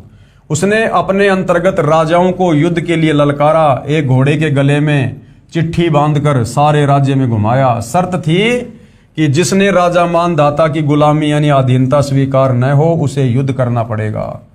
वह इस घोड़े को पकड़कर बांध ले। किसी ने घोड़ा नहीं पकड़ा। महर्षि चुनक जी को इस बात का पता चला कि राजा बहुत अभिमानी हो गया है। कहा कि मैं इस राजा के युद्ध को स्वीकार करता हूं। युद्ध शुरू हुआ। मानधाता राजा के पास 72 करोड़ सेना थी। उसके 4 भाग करके एक भाग 18 करोड़ सेना से महर्षि चुनक पर आक्रमण कर दिया। दूसरी ओर महर्षि चुनक जी ने अपनी भक्ति साधना की कमाई से यानी ओम नाम की साधना से और जो उसने तप किया था 4 पुतलियां यानी एटम बम बनाए तथा राजा की चारों भाग सेना का विनाश कर दिया। 72 करोड़ सेना को चुनक ऋषि ने अपनी आध्यात्मिक शक्ति से नष्ट कर दिया। ये काल ऐसे ठगता है, ऐसे सद्बुद्धि नहीं आती है। अपनी पूरी भक्ति कमाई को नष्ट कर दिया। विशेष श्री ब्रह्मा जी, श्री विष्णु जी, श्री शिव जी तथा ब्रह्म व परब्रह्म की भक्ति से पाप तथा पुण्य दोनों का फल भोगना पड़ता है। पुण्य स्वर्ग में तथा पाप नरक में व 84 लाख प्राणियों के शरीर में नाना यातनाएं भोगनी पड़ती हैं। जैसे ज्ञानी आत्मा श्री चुनक जी ने जो ओम नाम के जाप की कमाई की उससे कुछ तो सिद्धि शक्ति 4 पुतलियां बनाकर उनमें समाप्त कर दिया जिससे महर्षि कहलाया। कुछ साधना फल को महास्वर्ग में भोगकर फिर नरक में जाएगा तथा फिर 84 लाख प्राणियों के शरीर धारण करके कष्ट पर कष्ट सहेगा। जो 72 करोड़ प्राणियों सैनिकों को संहार यानी अपनी वचन से मारा था उनका भोग भी भोगना होगा। चाहे कोई हथियार से हत्या कर दे चाहे वचन रूपी तलवार से, दोनों को समान दंड प्रभु देता है। जब उस महर्षि चुनक जी का जीव कुत्ते के शरीर में होगा, उसके सिर में जख्म होगा, उसमें कीड़े बनकर उन सैनिकों के जीव अपना प्रतिशोध लेंगे। कभी टांग टूटेगी, कभी पिछले पैरों से अर्धंग होकर केवल अगले पैरों से घिसड़ कर चलेगा तथा गर्मी सर्दी का कष्ट असहनीय पीड़ा नाना प्रकार से भोगनी ही पड़ेगी। इसलिए पवित्र गीता जी बोलने वाला ब्रह्म यानी काल गीता अध्याय 7 श्लोक 18 में स्वयं कह रहा है कि ये सर्वज्ञानी आत्माएं है तो उदार यानी अच्छी, परंतु पूर्ण परमात्मा की 3 मंत्र की वास्तविक साधना बताने वाला तत्वदर्शी संत ना मिलने के कारण ये सब मेरी ही अनुतमाम यानी अति अश्रेष्ठ मुक्ति गति की आस में ही आश्रित रहे। अर्थात मेरी साधना भी अश्रेष्ठ है। काल कह रहा है मेरी साधना भी अश्रेष्ठ है, क्योंकि काल की साधना की उत्तम उपलब्धि है ब्रह्मलोक, और ब्रह्मलोक में गया हुआ प्राणी भी नीचे जन्म मरण में। जैसे ये चुनक ऋषि ओम नाम की साधना की, ब्रह्मलोक में चला गया, उसके बाद अपने कर्म भोगने के लिए वापस नीचे आएगा, 84 लाख योनियों में जाएगा। इसलिए काल ने गीता अध्याय 7 श्लोक 18 में अपनी ओम नाम की साधना को भी अश्रेष्ठ यानी घटिया कहा है। इसलिए पवित्र गीता जी अध्याय 18 श्लोक 62 में कहा कि हे अर्जुन, तू सर्व भाव से उस परमात्मा की शरण में चला जा जिसकी कृपया से ही तू परम शांति तथा सनातन परम धाम सतलोक को प्राप्त होगा। इसलिए खुद गीता ज्ञानदाता काल ब्रह्म गीता अध्याय 18 श्लोक 62 में अर्जुन को सलाह दे रहा कि अर्जुन देख ले, मेरी भक्ति करनी है ओम नाम की या इससे नीचे ब्रह्मा विष्णु महेश की करनी है तो देख ले भाई यहाँ पर क्या क्या कष्ट भोगने पड़ेंगे। जन्म और मरण से पीछा नहीं छूटेगा, लक 84 योनि में जाना ही पड़ेगा, गधा कुत्ता सुअर बनना ही पड़ेगा, कर्म भोगना ही पड़ेगा। और यदि तुझे परम शांति चाहिए, जन्म मरण से छुटकारा चाहिए, तो गीता अध्याय 18 श्लोक 62 के अनुसार अर्जुन को उस परम अक्षर ब्रह्म की शरण में जाने की सलाह दे रहा है कि तू सर्व भाव से उस परमेश्वर की शरण में जा, जहां जाने के बाद साधक लौटकर फिर संसार में वापस नहीं आता। पवित्र गीता जी को श्री कृष्ण जी के शरीर में प्रेतवत प्रवेश करके ब्रह्म यानी काल ने बोला। फिर कई वर्षों उपरांत पवित्र गीता जी तथा पवित्र चारों वेदों को महर्षि व्यास जी के शरीर में प्रेतवत प्रवेश करके स्वयं ब्रह्म यानी क्षर पुरुष द्वारा लिपिबद्ध भी स्वयं ही किया गया। इसमें परमात्मा कैसा है, कैसी उसकी भक्ति करनी है तथा क्या उपलब्धि होगी। ज्ञान तो पूर्ण है, परंतु पूजा की विधि केवल ब्रह्म यानी क्षर पुरुष अर्थात ज्योति निरंजन काल तक की है। चारों वेदों का सार ही पवित्र गीता जी है। यानी जो ज्ञान भक्ति और भगवान को लेकर चारों वेदों में है वो संक्षेप में शॉर्ट में गीता जी में है। तो चारों वेद कहो चाहे गीता जी कहो, इनमें ज्ञान तो पूर्ण ब्रह्म परमेश्वर का है, परंतु भक्ति का जो मंत्र है वो केवल काल तक का है, ब्रह्म तक का है। जिस कारण से तत्वदर्शी संत के अभाव में हर एक भगत आत्मा जी जान लगाकर भी काल की ब्रह्म की साधना करके और इसकी घटिया अनुत्तम गति का शिकार होती आई है। यानी उन्होंने सोचा कि वही महिमा तो पूर्ण परमात्मा की लिखी है, परम शांति प्राप्त होगी, परम गति प्राप्त होगी, वहां जाने के बाद साधक फिर लौटकर संसार में नहीं आएगा। फिर इन्होंने देखा कि उसका मंत्र क्या है। अब मंत्र भैया वो परम शांति वाला है नहीं, वो तो संकेतों में है, सीधा सीधा इस काल का मंत्र है ओम। तो उन अच्छी आत्माओं ने उस ओम मंत्र को ही कबीर भगवान का मंत्र जानकर पूर्ण मुक्ति के लिए जाप करना शुरू कर दिया। और अंत में क्या हुआ, धोखा हो गया, क्योंकि काल धोखा देता है। अंत में वो ब्रह्मलोक में चले गए बेचारे ओम नाम की साधना के चलते, और ब्रह्मलोक में जाने के बाद अपना वो पुण्य भोग कर ओम नाम की कमाई खर्च करके फिर वापस जन्म मरण में नरक में लग 84 में। तो कहने का मतलब भाई और बहनों, आज आप और हमें मौका मिला है इस ब्रह्म साधना के साथ साथ गीता अध्याय 17 श्लोक 23 में जो ओम तत्सत है, पूर्ण ब्रह्म परमेश्वर कबीर जी की साधना का मंत्र, वो हमें जगत गुरु तत्वदर्शी सतगुरु रामपाल जी जो कि तत्वदर्शी संत हैं, इन्होंने हमें दे दिया है। दे दिया मतलब जो भक्ति पर लगे हैं उनको प्राप्त हो जाएगा, और जिनको प्राप्त हो गया वो अपनी भक्ति कर रहे हैं। और अगर उनकी मर्यादाओं में रहकर आजीवन भक्ति की गई तो केवल उन्हीं आत्माओं का गीता अध्याय 18 श्लोक 62 के अनुसार जो है पूर्ण मोक्ष होगा, उन्हीं की पूर्ण मुक्ति होगी। कि तू सर्वभाव से उस परमेश्वर की शरण में चला जा, जहां जाने के बाद यानी शतलोक जाने के बाद साधक यानी भगत फिर लौटकर संसार में यानी काल के 21 ब्रह्मांड में वापस जन्म मरण में नहीं आता। पूर्ण ब्रह्म की भक्ति के लिए पवित्र गीता अध्याय 4 श्लोक 34 में पवित्र गीता बोलने वाला ब्रह्म स्वयं कह रहा है कि पूर्ण परमात्मा की भक्ति व प्राप्ति के लिए किसी तत्वदर्शी संत को ढूंढ ले, फिर जैसे वह विधि बताए वैसे कर। पवित्र गीता जी को बोलने वाला प्रभु कह रहा है कि पूर्ण परमात्मा का पूर्ण ज्ञान व भक्ति विधि मैं नहीं जानता, ये काल भी नहीं जानता। अपनी साधना के बारे में गीता अध्याय 8 के श्लोक 13 में कहा है कि मेरी भक्ति का तो केवल एक ओम अक्षर है, जिसका उच्चारण करके अंतिम श्वास तजन देहम तक जाप करने से मेरी वाली परम गति को प्राप्त होगा, यानी ब्रह्म लोक जाएगा। फिर गीता अध्याय 7 श्लोक 18 में कहा कि जिन प्रभु चाहने वाली आत्माओं को तत्वदर्शी संत नहीं मिला तो पूर्ण ब्रह्म की साधना जानता हो, इसलिए वे उदार आत्माएं मेरे वाली यानी अनुत्तम घटिया अश्रेष्ठ यानी मुझ काल की घटिया अति अनुत्तम परम गति में ही आश्रित है।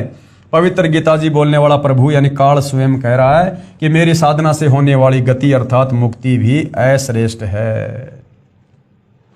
गीता अध्याय 16 श्लोक 23-24 में कहा है कि शास्त्र विधि को त्याग कर जो साधक मनमाना आचरण करते हैं, यानी जो साधना तत्वदर्शी संत से लेकर करनी चाहिए वो ना करके अपनी तरफ से कोई उसका मनमुखी मतलब निकाल कर मनमुखी कोई मंत्र जाप करके अगर कोई भक्ति साधना करता है तो गीता अध्याय 16 श्लोक 23 के अनुसार वो शास्त्र विधि को त्याग कर मनमाने आचरण में आती है, जिसको करने से कोई गति नहीं, कोई मुक्ति नहीं, कोई सुख नहीं।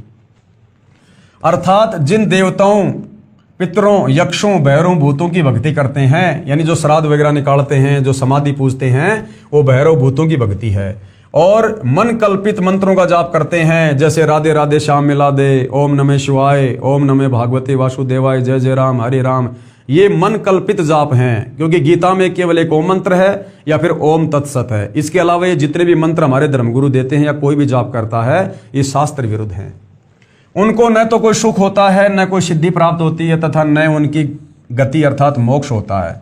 और यदि फिर भी उनको कोई सुख हो रहा है वो शास्त्र विरुद्ध साधना करने के चलते, तो उनके पूर्व जन्मों की बैटरी चार्ज है भक्ति वाली, उस पूर्व जन्म की भक्ति कमाई वो वर्तमान में खा रहा है, खर्च कर रहा है, और वो धोखे में है कि मैं वर्तमान में जो भक्ति कर रहा हूँ इसी से मुझे लाभ हो रहे हैं। ऐसा नहीं है। वो भक्ति वर्तमान में लाखों लोग कर रहे होते हैं, ज्यादातर की दुर्गति हो रही होती है। इसे तेरे लिए हे अर्जुन कर्तव्य यानी जो भक्ति कर्म करने चाहिए और अकर्तव्य यानी जो भक्ति नहीं करनी चाहिए उसकी व्यवस्था में शास्त्र ही प्रमाण है। गीता अध्याय 17 श्लोक 1 में अर्जुन ने पूछा कि हे कृष्ण, क्योंकि अर्जुन मान रहा था कि श्री कृष्ण ही ज्ञान सुना रहा है, परंतु श्री कृष्ण के शरीर में भूत की तरह प्रवेश करके काल ब्रह्म ज्ञान बोल रहा था जो पहले प्रमाणित किया जा चुका है।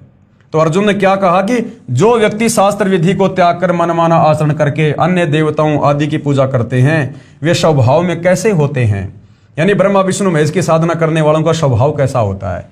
तो गीता ज्ञानदाता ने उत्तर दिया कि सात्विक व्यक्ति देवताओं का पूजन करते हैं, राजसी व्यक्ति यक्षों व राक्षसों की पूजा तथा तामसी व्यक्ति प्रेत आदि की पूजा करते हैं। ये सब शास्त्र विधि रहित कर्म है। फिर गीता अध्याय 17 श्लोक 5 और 6 में कहा कि जो मनुष्य शास्त्र विधि से रहित केवल मन कल्पित घोर तप को तपते हैं वे दम्भी और ढोंगी हैं और शरीर के कमलों में विराजमान शक्तियों को तथा मुझे भी वो दुखी करने वाले राक्षस स्वभाव के अज्ञानी जान, यानी जो ये धूणा तपते हैं, 5 धूणे लगा देंगे गर्मी के समय में, बीच में बैठ जाएंगे, ये मन कल्पित घोर तप है और ऐसे तप करने वाले उस परमात्मा को भी दुखी करते हैं और अंत में परमात्मा उनको घोर नरक में और नीच योनियों में डालता है।